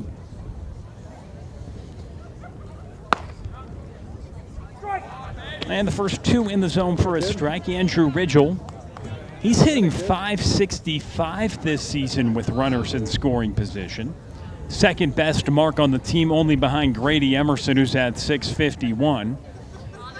But overall, Ridgel with a knock there. Reaches over to push it to right field. Parkerson advances to third. Runners now on the corners for the Cardinals, as Andrew Ridgel now has extended his hit streak to 12 games. As we get another look, he just punches that to right. Jackson Purdue. Ridgel, who entered play tonight with a .459 batting average, sees that continue to climb. It's now 12-game hit streak. He's aboard at first. Parkerson at third. And 2 on for the Cardinals here with nobody down in the bottom of the third inning.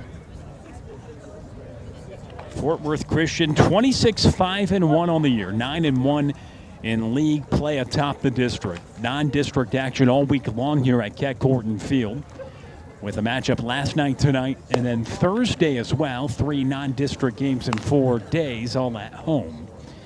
And tonight, Cardinals with a 4-0 lead here in the bottom of the third inning, a 1-0 count.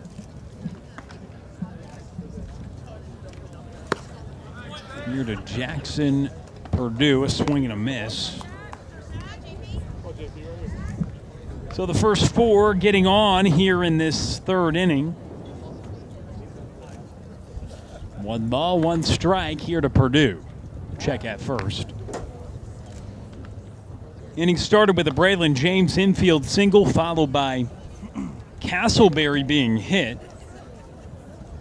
And then Parkerson with a 2 RBI knock, followed by a single from Ridgel, who stands at first. And McAtee delivers the 1-1, skied on the infield, and gathered at second by Adam Hukill. And the first out of the inning. Brings Court Williams to the plate. Court.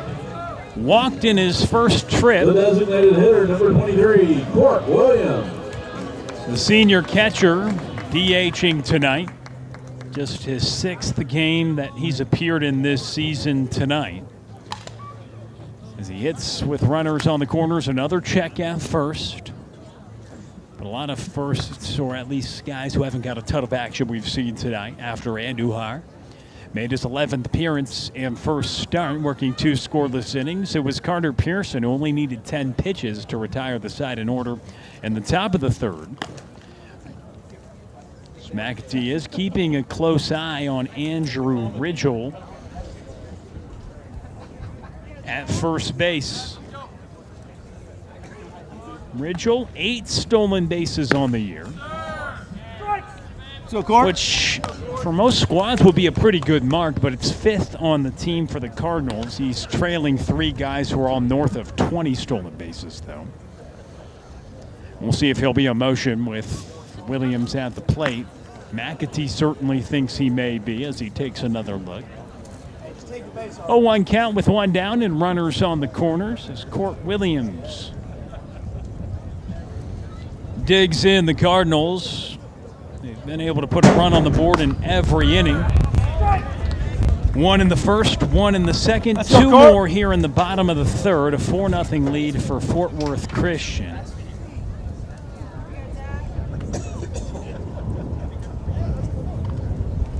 And an 0-2 count here to Court Williams. Ground ball foul.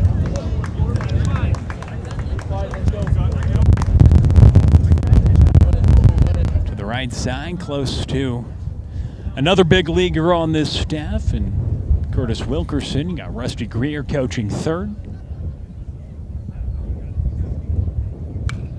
And another foul ball.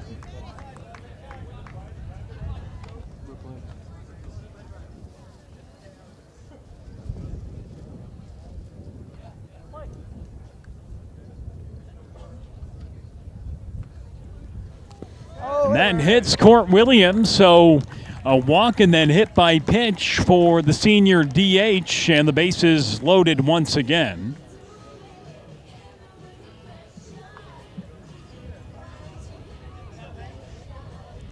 The second hit batter of the inning for McAtee, who's up to 77 pitches on the night through 2 1/3. And a visit out to the bump with the bases loaded. And you've got the 9th hitter in the order in Hank Austin coming up to the plate. He struck out swinging his last time up. We've got Tim Polster, a part of our broadcast crew tonight, our technical director, also operating a camera this evening. Trey Bell, also a part of the crew, the owner of Tradio. And then we've got Tanner up at the, we got Huck, not Tanner. Excuse me. We've had Tanner a lot this season, but Huck over by the press box behind the plate running a camera tonight. Look at your number 1. We've had plenty of great cameramen all season long, so big shout out to the entire crew putting on these editions of Cardinal Baseball Live. As Hank Austin comes up to the plate 0 for 1 today. Struck out swinging in his first trip to the plate. And it's in for a strike. 0-1 count with 1 out and the bases loaded. Cardinals stranded the bases loaded in the second. As Austin takes for another strike. Come on, Hank.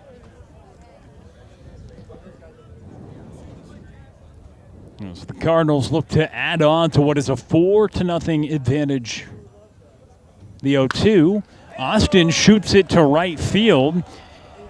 And a foul ball. I will say, his apologies to Huck. He does a phenomenal job on the camera. We will say that for those with Cardinal Baseball Live, didn't have a chance to talk to all the cameramen before the show because they were at their posts early. Senior night, and they were filming all of that before we went live 20 minutes beforehand at 6:40 for the pregame coverage that we typically do, but a little extended coverage tonight with senior night in the works before the games, which was about a half hour before first pitch, and plenty of seniors on this roster, including one at the plate now. And Hank Austin, actually the entire starting lineup for the Cardinals, all seniors, as that is low.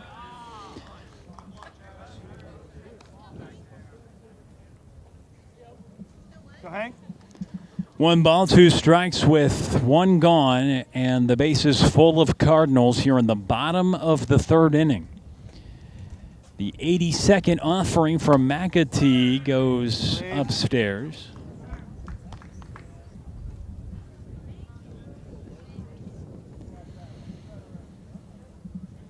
And now a 2-2 pitch awaits here to Austin.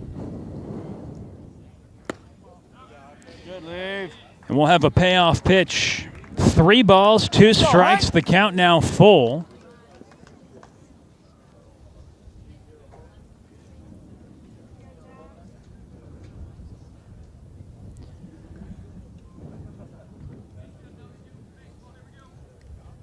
And the payoff pitch here to Hank Austin. And he gets plunked. The 3rd hit batter of the inning. It brings home another run. The Cardinals now with a 5-0 advantage as Hank Austin is able to reach. And that flips us back to the top of the order in Griffin Carney.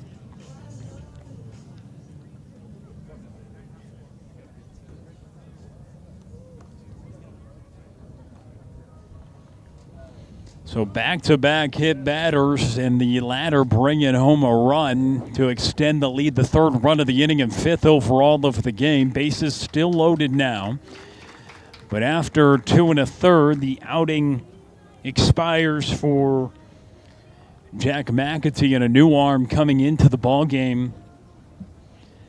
Now for the Storm, trying to work out of some trouble. The Cardinals still with a threat in the works as the bases are loaded with just 1 out. And now we go back to the top of the order for Fort Worth Christian.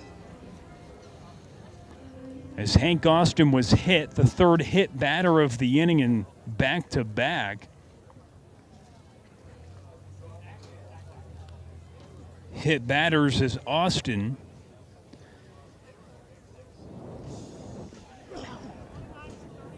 Is able to reach. He had a 5-game hit streak that was snapped in the 2nd of the 2 games against All Saints last week.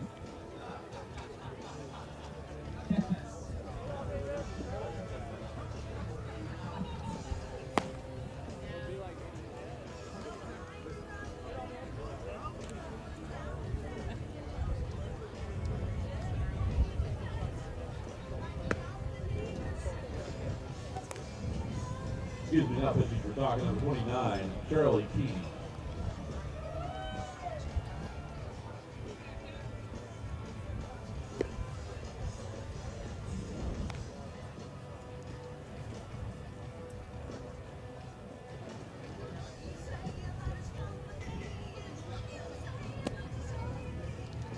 So Charlie Caney into the game now for the Storm, a 5-0 Cardinals lead, and he inherits a bases-loaded situation.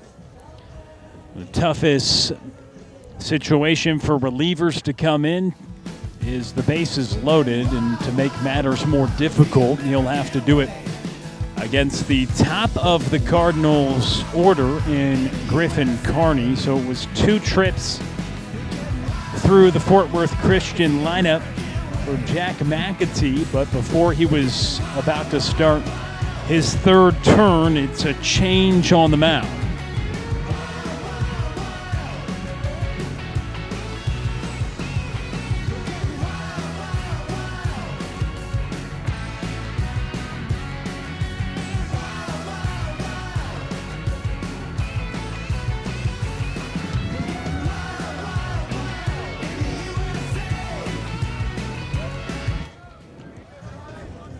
That brings Griffin Carney up to the plate.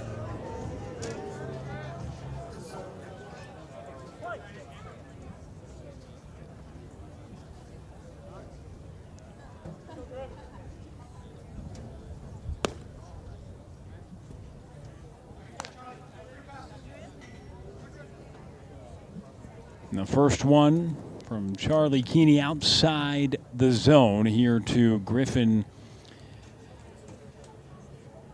Carney. Ground ball to short, could be two, but the relay to first, no throw, as the speedy Carney is able to produce another run. And makes it runners at the corners now with two down. So the right-hander out of the bullpen coming in and getting a ground ball right away. But the Cardinals able to add on to their lead as Griffin Carney reaches on a fielder's choice, and it brings Grady Emerson to the plate. 0 for 2 tonight with a couple of ground balls. One to third that produced a run and allowed the first run of the ball game to score. The other to first that he had with the bases loaded to end the second. So his third trip to the plate in as many innings. And it's Griffin Carney who takes second with no throw, as two move into scoring position for Grady Emerson.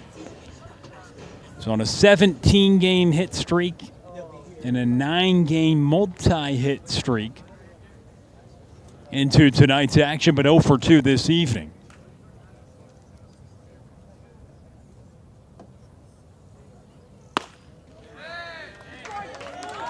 Grady takes for a strike.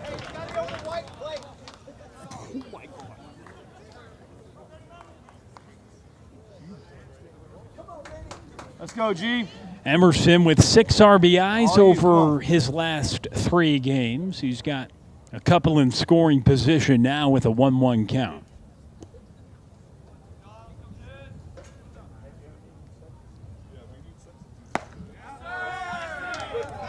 And Grady Emerson rung up on strikes. Just the second time he's been caught looking this season. However, the Cardinals add on. Andrew Ridgel with a nice single, extending his hit streak to a dozen games. It's a 6-0 lead after 3. You're watching Cardinal Baseball Live on Tradio. We are legendary. We are not ordinary. We are legendary. You will remember our names. We are legendary. Living extraordinary. We are legendary. You will remember our names.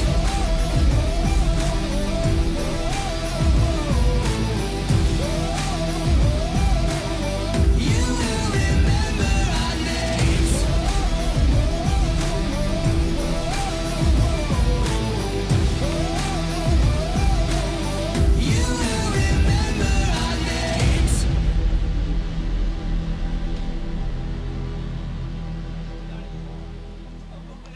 will remember our names.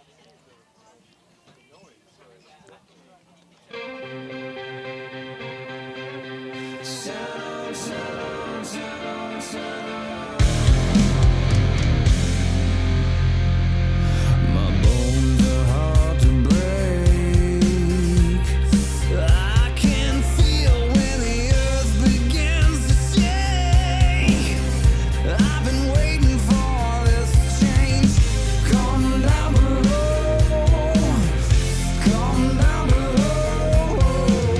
It's so low. We are breaking Bring out for TACA, number 31, Jack McAtee.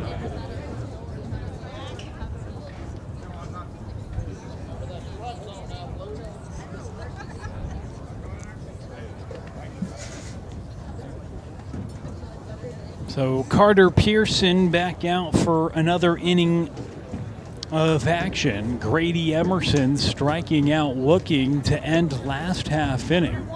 A rare occurrence, is just the second time he's been caught looking the entire season. However, the Cardinals put 4 on the board. They've got a 6-0 lead as we start the 4th inning.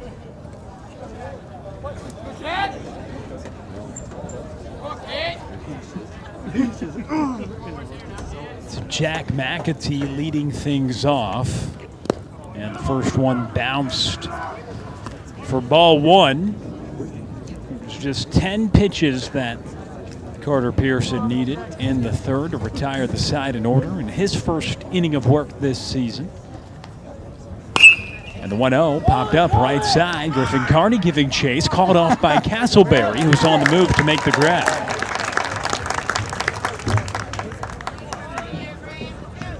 The shortstop, number 8, Grant Zappasotti. So Carter Pearson, he's keeping hitters off balance.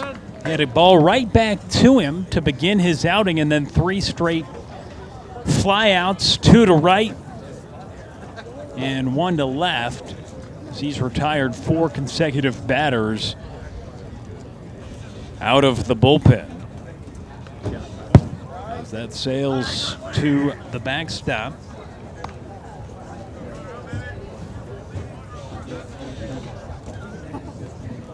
Here against the shortstop. Grant Zappasotti hit last time up.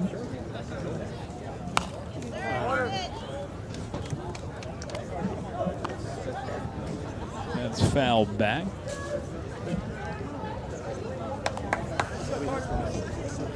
He is the lone base runner tonight for the Storm. A 2-out hit by pitch in the first inning.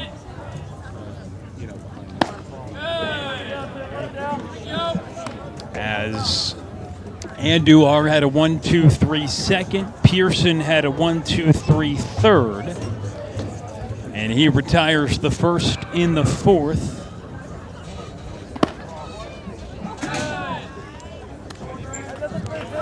Let's go.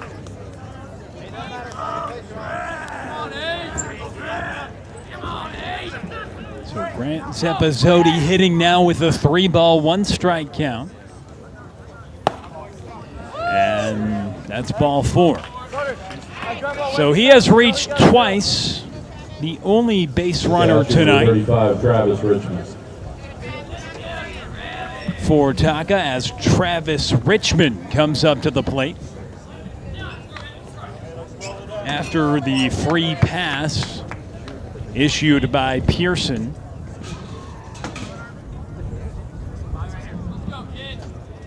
Richmond struck out swinging his first time up. This is a ground ball through the 5-6 hole on the left side. And that is the first hit of the evening for the Storm. They've got 2 on.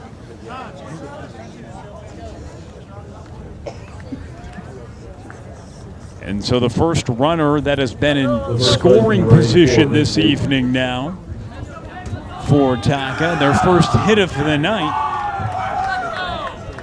comes here in the 4th inning on a single through the left side as Nick Newton comes up. He hit the ball well last time up, but it was out to center field, and Braylon James was able to make the play. This is a ground ball, pulled foul. 0-1 count with 1 out. Runners on first and second.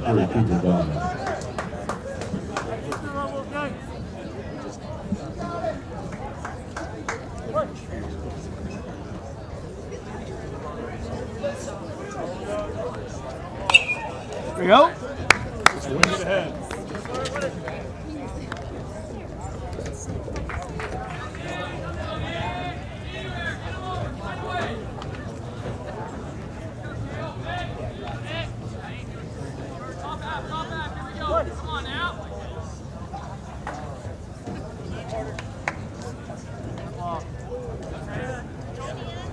So Pearson will step off before offering an 0-2 pitch.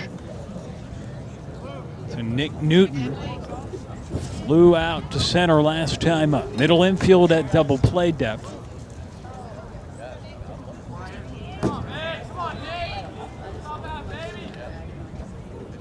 And the 0-2. That ball hit well toward left field, tailing foul. And just feet away from the Storm potentially having an extra base hit, and certainly would have scored 1 if it fell in fair territory. But the 0-2 pitch just goes foul. A well-struck ball by Newton.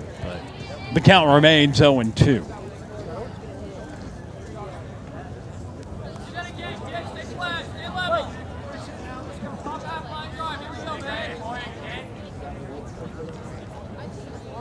The 0-2 again. He watches it down. Working the count here against Carter Pearson.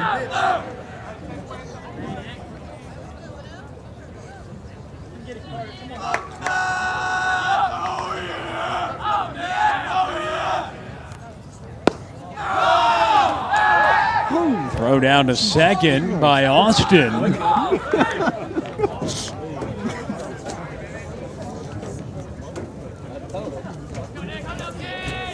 Episode able to get back in time.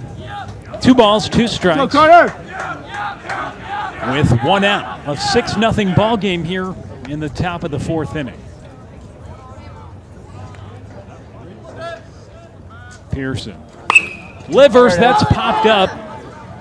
Griffin Carney will have it, but it's an infield fly either way, and there's 2 outs.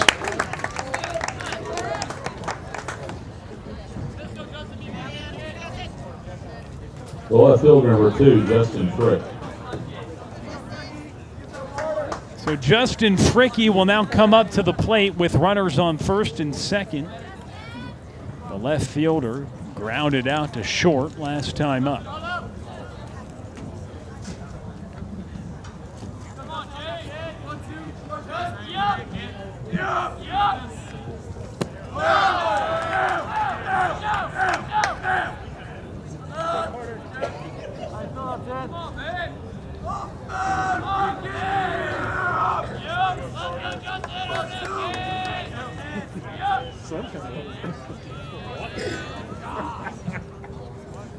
And the 1-0 from Pearson. Down and out. Austin covers to keep the runners put, but 2 balls, no strikes the count. Justin Fricky. I said 30. All right, here we go. 3-0 count. Fricky went 2 for 3 with 2 runs scored and 2 runs driven in a 16-1 victory for the Storm yesterday to help them improve their record to 22-6-1 on the year. It does look like there is some stirring potentially going on in the Cardinals. Somebody just ran down there and there's some throwing going on, so the line could be ending soon for Pearson as he tries to get out of trouble. 3-0 count, runners on first and second.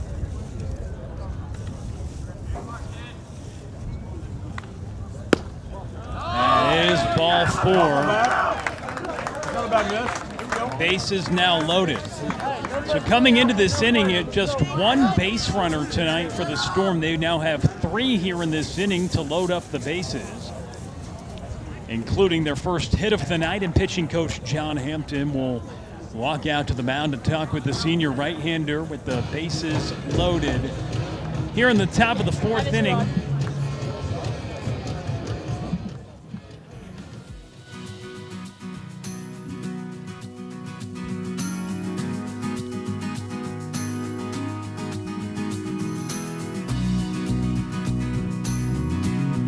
Time for another reliever to get loose as well. Coach Hampton having conversation with Pearson. Right-hander out there with a 6-0 lead. However, bases loaded, big opportunity for the Storm to get back in this ball game right now in the top of the 4th inning. Pearson trying to not let that happen. We'll see what he can do after the mound visit. Adam Hukill.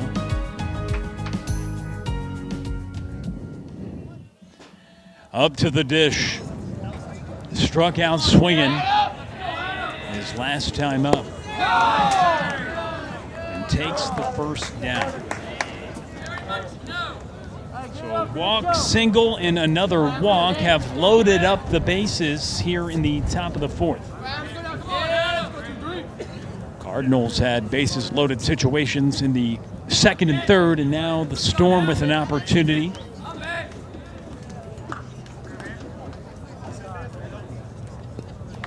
And time is called.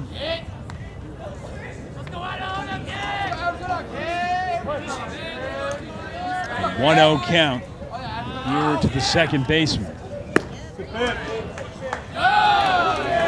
2 balls, no strikes.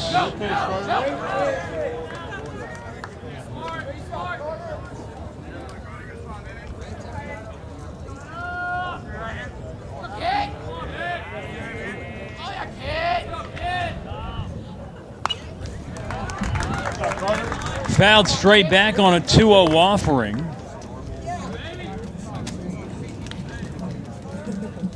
Got 2 balls, 1 strike. It's Pearson trying to work through 2 innings after not being on the rubber all season long for the Cardinals.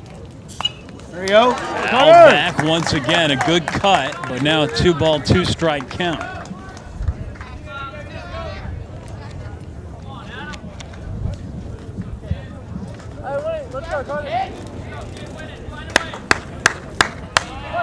Two balls, 2 strikes, with the bases loaded. Pearson will take a beat.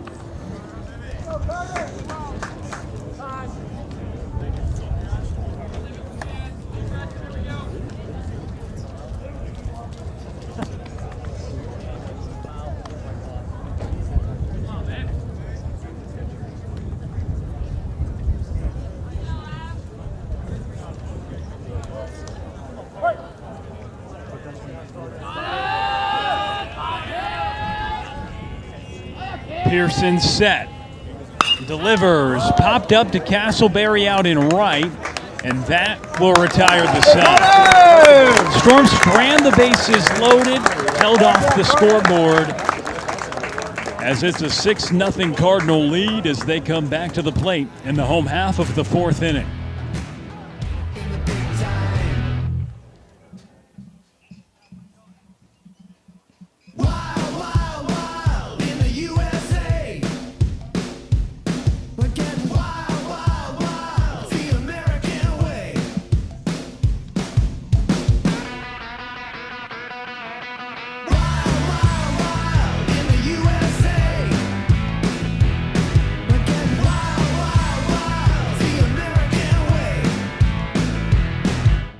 Hi, my name is Madeline Moda. I'm in 9th grade, and this is my 4th year at Fort Worth Christian. I enjoy so much about FWC, especially the community. You can tell the teachers truly care, and I love how Christ is incorporated into every classroom. I love that at FWC, you can be included in so many aspects of the school and so many new opportunities. Visit fwc.org to learn more, schedule a personal tour, and experience Fort Worth Christian for yourself. Tristan Coleman, 11th grade. This is my first year at Fort Worth Christian. I think that I really like about Fort Worth Christian is just the community aspect of it. Once I got here, I feel like everybody just kind of like brought me in and was super kind. And I never really been in like an environment to where like everybody's just nice like that. Like it doesn't really feel like school for me. It feels like a community. Like I'm actually going there having fun and learning. Visit fwc.org to learn more, schedule a personal tour, and experience Fort Worth Christian for yourself.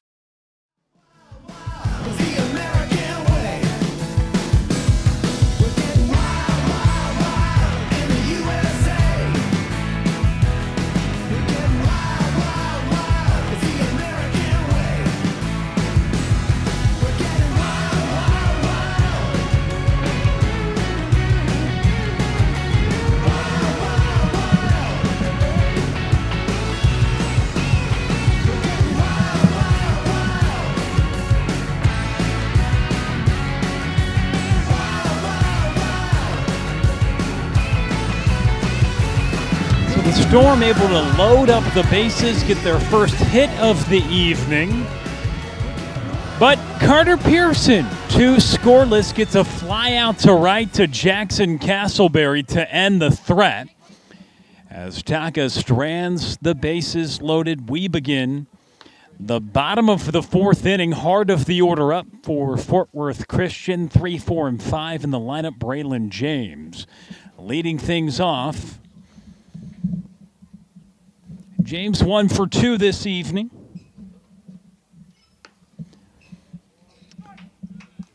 And a good breaking ball into the zone. A new arm into the ball game. Nick Newton, who started playing at first base, now on the bump, the third different arm utilized by the Storm tonight.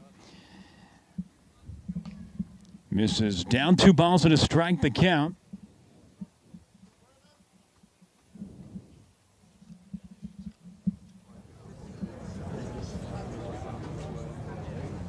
And that hits Braylon James. All right, Barry, all you.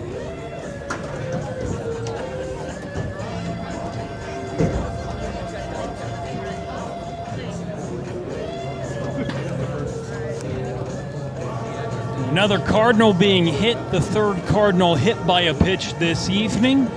And Braylon James, as he did to lead off the third getting on board, does so here in the bottom of the fourth as well. Go, Barry. His single in the bottom of the third to lead off the inning helps spark a 4-run inning for the Cardinals. And he gets on here on a hit by pitch, and here's Jackson Castleberry. James will take second as the ball scoots away. Castleberry 0 for 1 tonight. Jake Parkerson waiting on deck.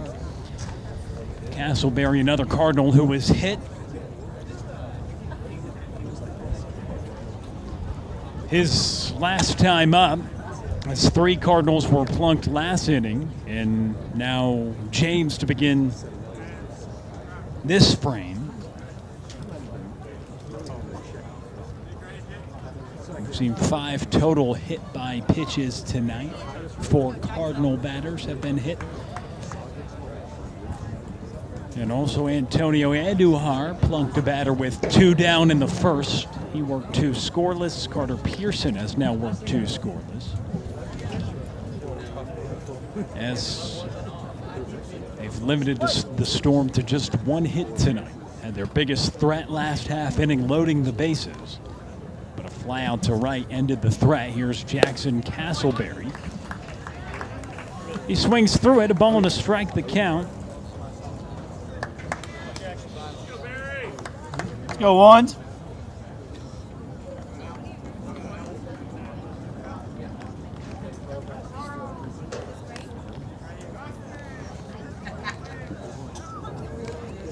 The 1-1 runner is off. Castleberry takes, throw down to third. Sliding in is Braylon James. All right, Barry.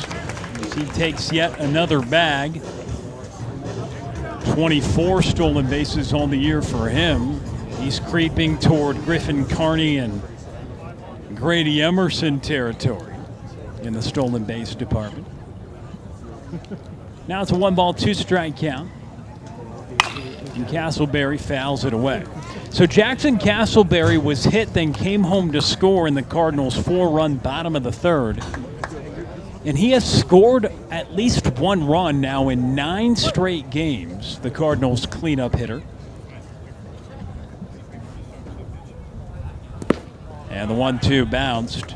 And it helps because the Cardinals as a team have been scoring a lot as of late. Currently on an 8-game win streak. They've scored 10 or more runs in 7 of those 8 games. So plenty getting involved in the scoring department for Fort Worth Christian as of late. The 2-2. Castleberry has a knock that'll drive home Braylon James. And the Cardinals extend their lead. An RBI single from Jackson Castleberry. Good job, Barry. And the Cardinals now on top 7-0. Brings Jake Parkerson to the plate, working on a big day at the plate. The third baseman, number 7, Jake Parkerson. Infield was in, but Castleberry hits it to right center as we get another look on the replay. But Jake Parkerson, he is 2 for 2 with 2 RBIs and 2 runs scored. doubled home a couple runs last time up. Nick Newton called for a balk as Jackson Castleberry will take second.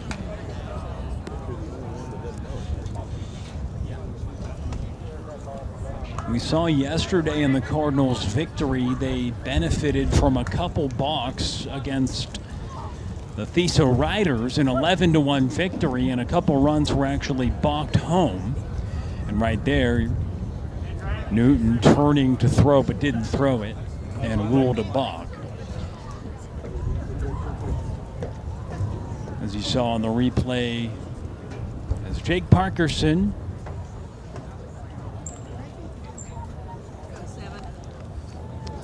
digs in, the first one to him misses inside. As the Cardinals on top 7-0 here in the bottom of the fourth inning. Castleberry at second. He'll take third with no throw. A great jump by Jackson Castleberry. And the Cardinals swipe another bag, so Braylon James takes one. Castleberry now with his 24th of the season, the two tied for third on the team.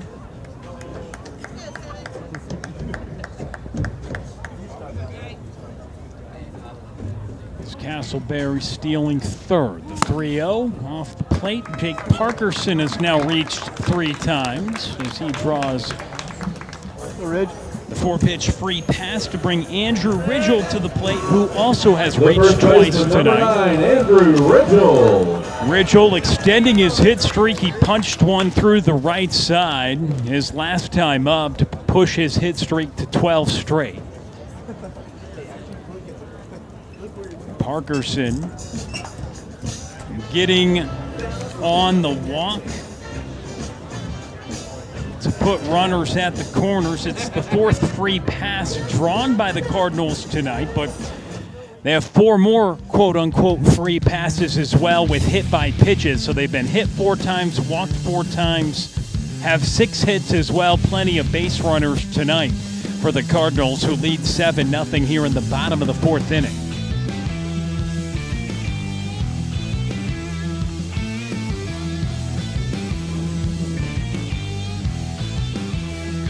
Andrew Ridgel, 1 for 1 with a run scored and a walk as well.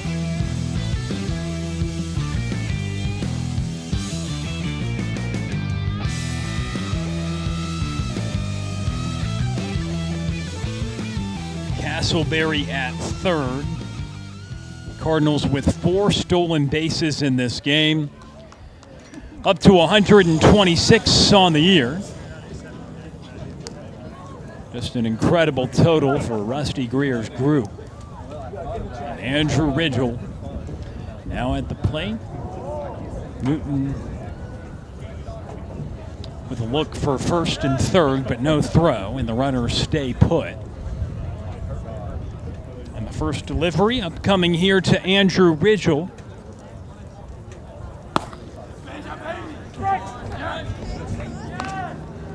It's in for a strike.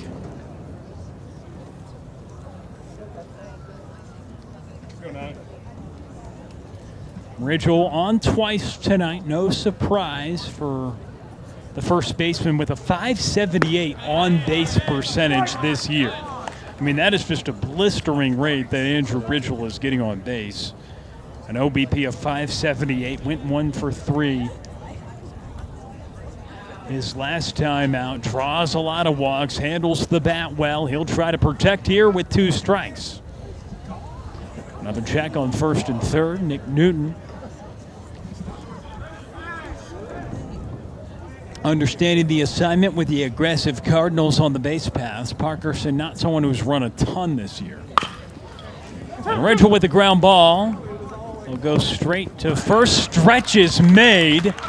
Cardinals add on a run. It's now 8-0. As they go straight on the 6-3 ground ball that credits Ridgel with an Left RBI. fielder, number 25, Jackson Purdue.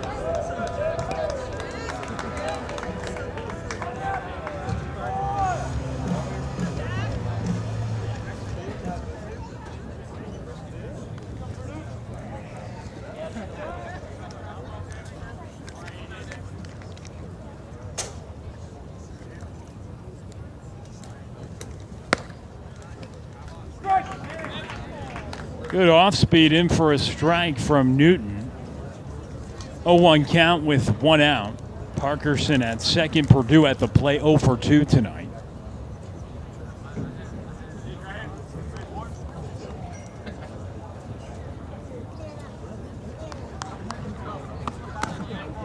Newton still keeping a close eye on Parkerson, who now stands at second, advancing there on the ground ball. That drove in another run. The Cardinals now with an 8-0 advantage.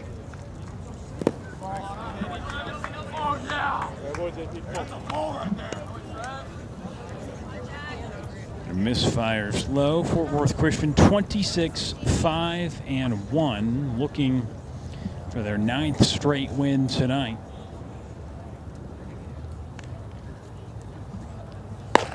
As it's above the zone, a 2-1 count. 3 straight run rule victories for the Cardinals.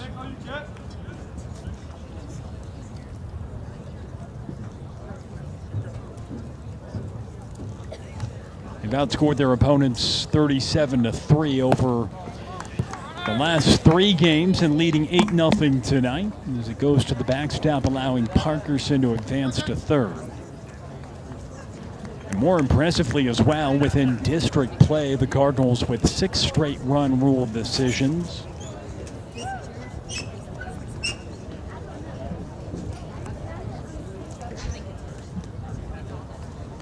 But the games this week for the Cardinals not in league action, an off week, as every team has one off week in the 7-team district, as Purdue, we mentioned, gets on board quite a bit. And he's been on base now in every game that he's played in this season as he draws the walk. 11 games and 11 times aboard for Jackson Purdue as he draws the walk, and it brings Court Williams to the plate. Just his 6th game of the season, but he's reached twice tonight, a walk and a hit by pitch for the senior DH, who hits with runners on the corners and 1 gone in the bottom of the 4th.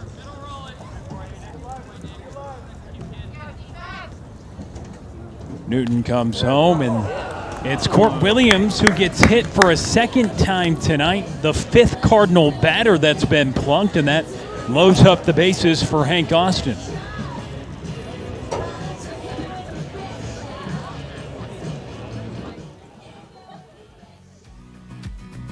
So the Cardinals with 8 runs tonight on 6 hits, but they've drawn 5 walks.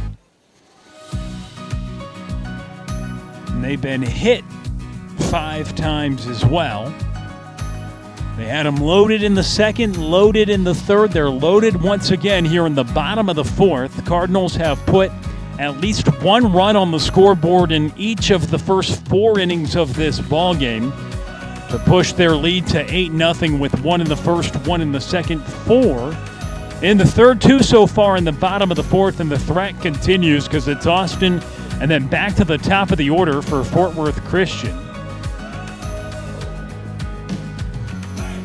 Coming up next for the Cardinals, they'll have a matchup against Oak Ridge on Thursday night at 7 o'clock. We'll be live on the air at 6:40 on the Cardinal Baseball Live broadcast on the Tradio YouTube page, how you're watching now. And then it's next Thursday, which will be the final home game of the year. So this Thursday, the penultimate home game of the regular season for the Cardinals before having their final home game of the regular season next week against Grapevine Faith. We'll have a Thursday, Friday setup against them to finish out district play before the postseason. And so we can't say final home game because potentially the Cardinals could have a home game in the postseason if they finish 1st or 2nd in the district. And currently right now, They're in first, and if they win their final 2 games, they'd be guaranteed one of the top 2 spots, and they would get another home game in the opening round of the playoffs. But again, home tonight, home Thursday, and then home next Thursday for the final home game of the regular season. But an 8-0 score here in the bottom of the 4th, and another pitching change for TACA. They call it the big time. Got your name in lights. Now you're gonna shine. Got 'em in your sights.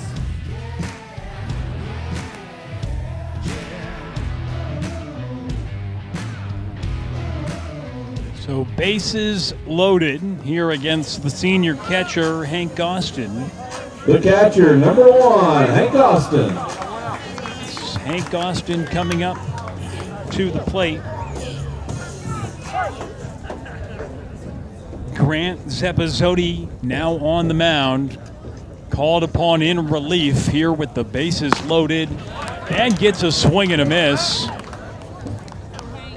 An 0-1 count here to Austin, who is 0 for 1 tonight. Reached on a hit by pitch, one of 5 HBPs tonight for the Cardinals. And Austin shoots it to left. Parkerson comes home to score. Being waved in is Purdue as well. And Fort Worth Christian taking a 10-0 advantage here in the bottom of the 4th inning.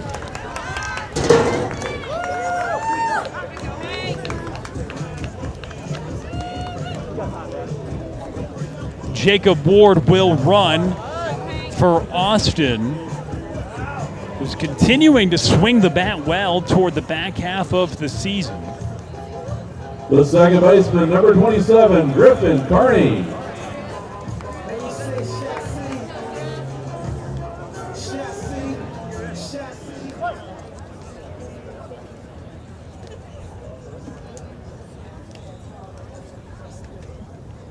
Austin, as Carney lifts this out to left field. It's gathered deep enough to bring home another run on a sacrifice fly. Court Williams will come home to score. Now 2 outs. Jacob Ward, who's running for Hank Austin at second, stays put. But Austin now with hits in 6 of his last 7 games. Good production out of the 9th spot in the order for Hank Austin.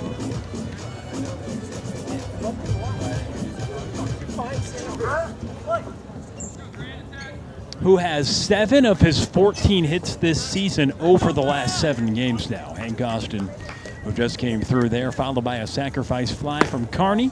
Good lead. 11-0 lead for Fort Worth Christian, and here's Grady Emerson at the plate. 0 for 3 tonight. So that 17-game hit streak in jeopardy. As he watches inside.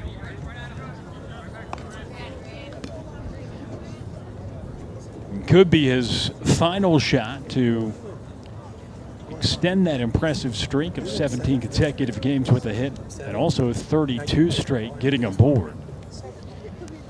Hits with a 2-0 count. He watches inside. So Grady hitting with a 3-0 count.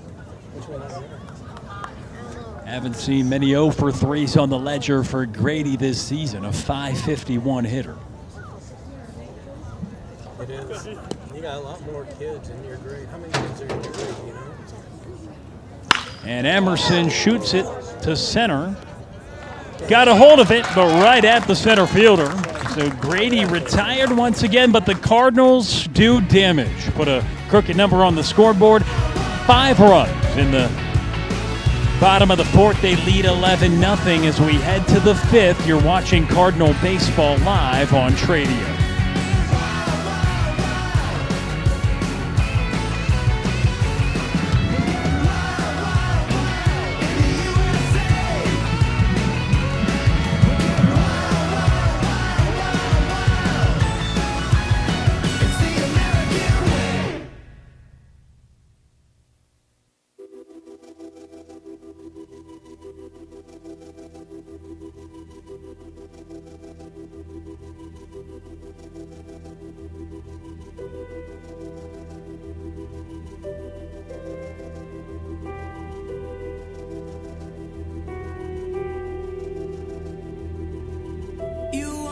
great now.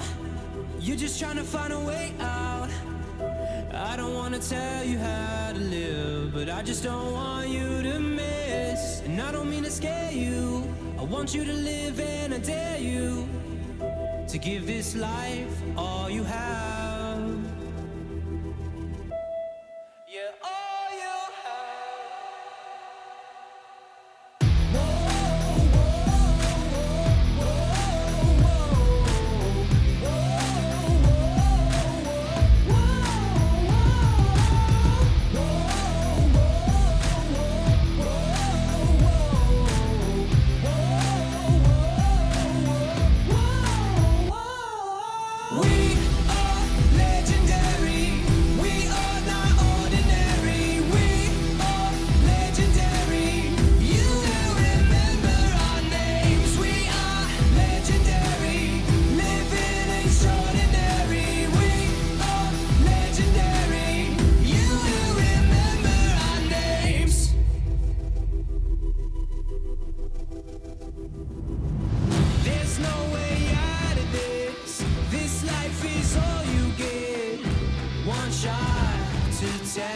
We're back to action here on Cardinal Baseball Live on Tradio. New arm into the ball game. It's Fred Hall. Comes to the mound with the Cardinals leading 11-0.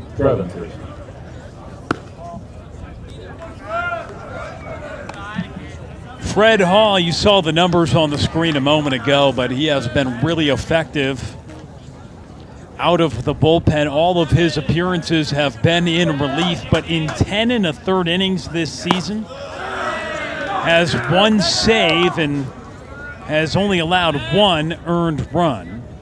It came his last time out. But 10 1/3 and just one earned for the right-hander.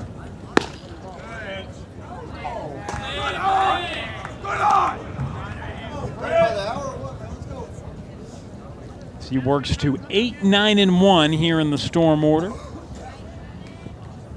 to begin this 5th inning.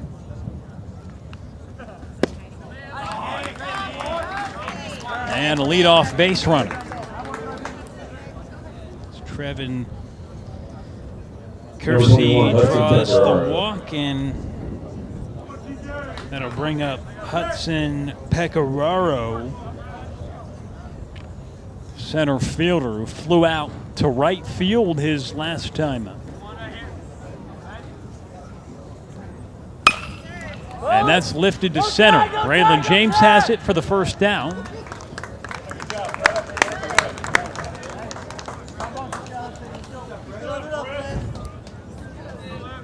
So the Storm, they need traffic here if they want to prolong this ball game.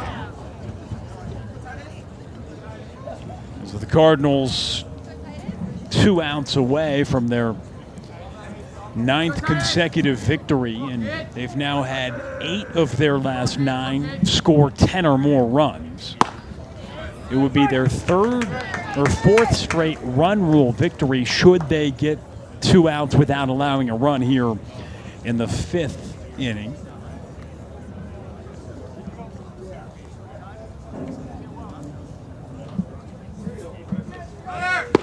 Runner is off. Austin shooting down to second. The tag not applied in time by Emerson. So a bag swipe there by Kersey.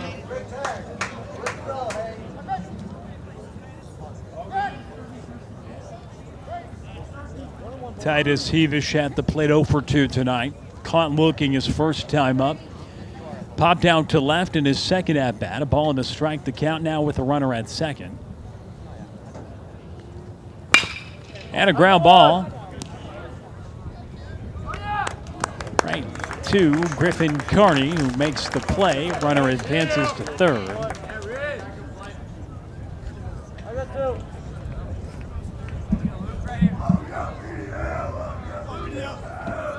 Number 28, Luke Foster.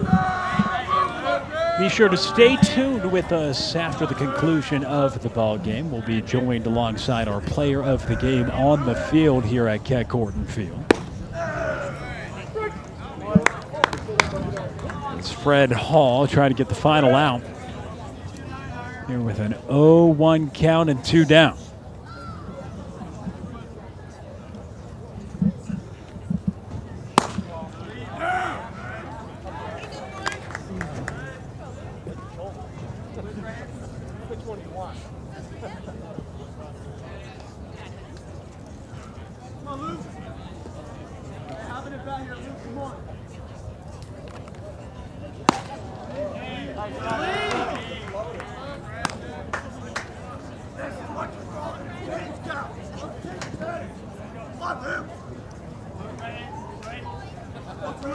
Luke Hoster at the plate, first time up to the plate tonight. And takes a strike. Storm down to their final strike here in the 5th. 11-0 score. Runner at third, 2 balls, 2 strikes, 2 outs.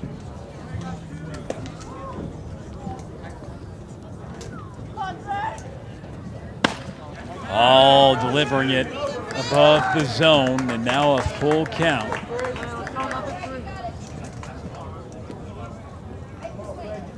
Came into the ball game to play first, and now first time grabbing a bat. Trying to prolong the inning and the ball game. That will do just that, as it's a free pass drawn. And now runners on first and third.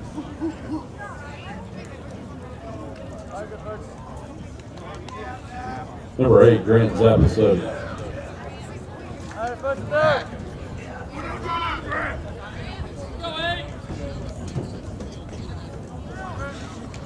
Grant Zapasodi now at the plate with runners on the corners.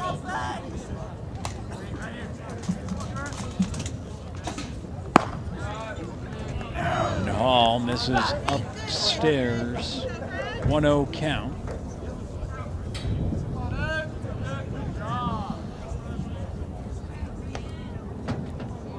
Storm shortstop, he's reached twice tonight. A hit by pitch and then a walk, and that is fouled back. A ball and a strike the count.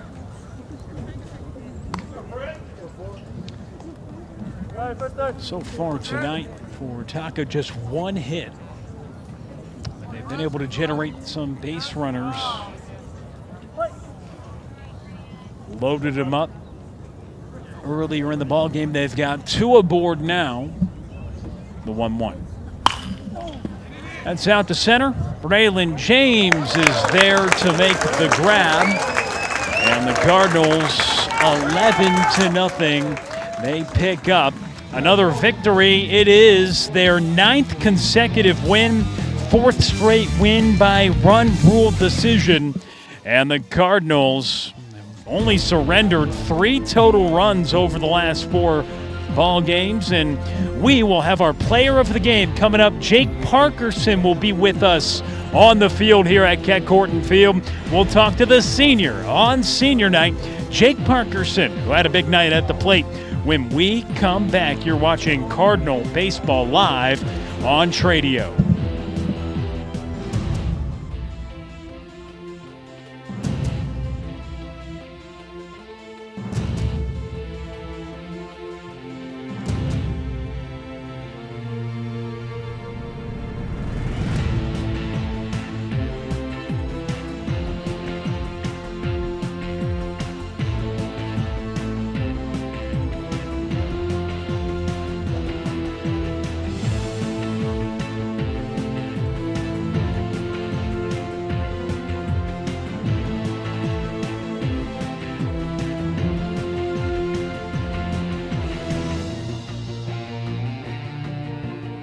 Worth Christian School is Christ-centered, college preparatory school where every student is known, loved, and valued.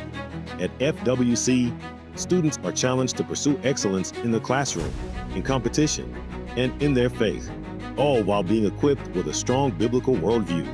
From standout academics and championship athletics to award-winning fine arts and a vibrant student community, Fort Worth Christian is preparing tomorrow's leaders today. We invite you to discover the difference for your family. Visit fwc.org to learn more, schedule a personal tour, and experience Fort Worth Christian for yourself.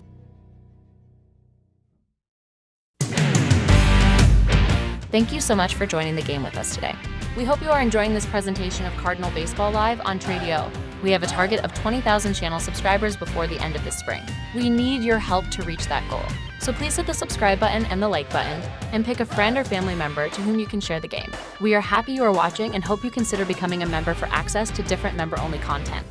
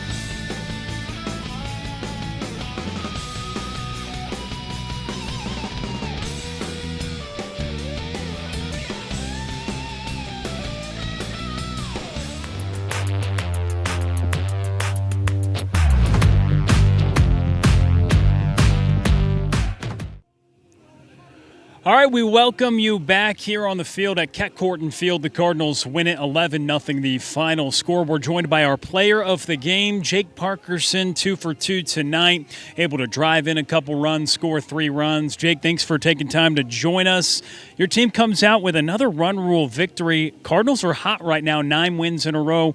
What makes this team so good right now? I think obviously we're scoring runs, but I think the pitching really keeping the opposing teammates, the opposing team, their runs low. I think had them putting the ball over the plate, throwing strikes really helps us out. Yeah, I like how you touch on the pitching because, I mean, it's easy to look at the offense, right? 10-plus runs in another game. It's 8 of your last 9. You've had 10 or more, but the pitching's only allowed 3 runs over the last 4 games. Carter Pearson getting out there for the first time tonight. What do you make of that? Antonio Andujar, Pearson, and Hall all doing a great job with 3 guys to combine for the shutout. Well, I think all 3 of them, they've been putting in a lot of work. You know, Carter hasn't gotten many innings, but, you know, he came out here, he did his job, and that's all you can ask for. I want to talk about the work you've been putting in at the plate this season. You've got a hit in 6 of your last 7 games. I don't know if you look at the numbers overall, but your batting average up to .429 on the season. You hit just shy of .300 last year. What has helped you improve at the plate here in your senior season? I think just getting in the cage, hitting more. I put a lot of work in the offseason, and trying to stay consistent, hitting the ball up the middle is a really big part of my game. And also senior night for you, how special was it? The entire lineup seniors, the seniors on the mound as well. What has this group meant to you? What has Rusty Greer and this program overall meant to you? Well, whenever I first got here last year, they welcomed me with open arms. It's been really great. So I've just been really thankful to have a great program to play behind, and for all the events that they've put together is really good. So I'm glad I could help out my team win on a senior night. Right on. That's Jake Parkerson, our player of the game. The Cardinals win it, 9 straight victories. We'll be back on the air on Thursday night, 6:40 start here on Tradio.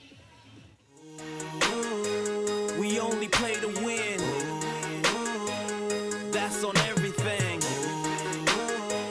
We climbing to the top. Turn it up a notch. This is all house. Hey, we get that W. What? Get that W.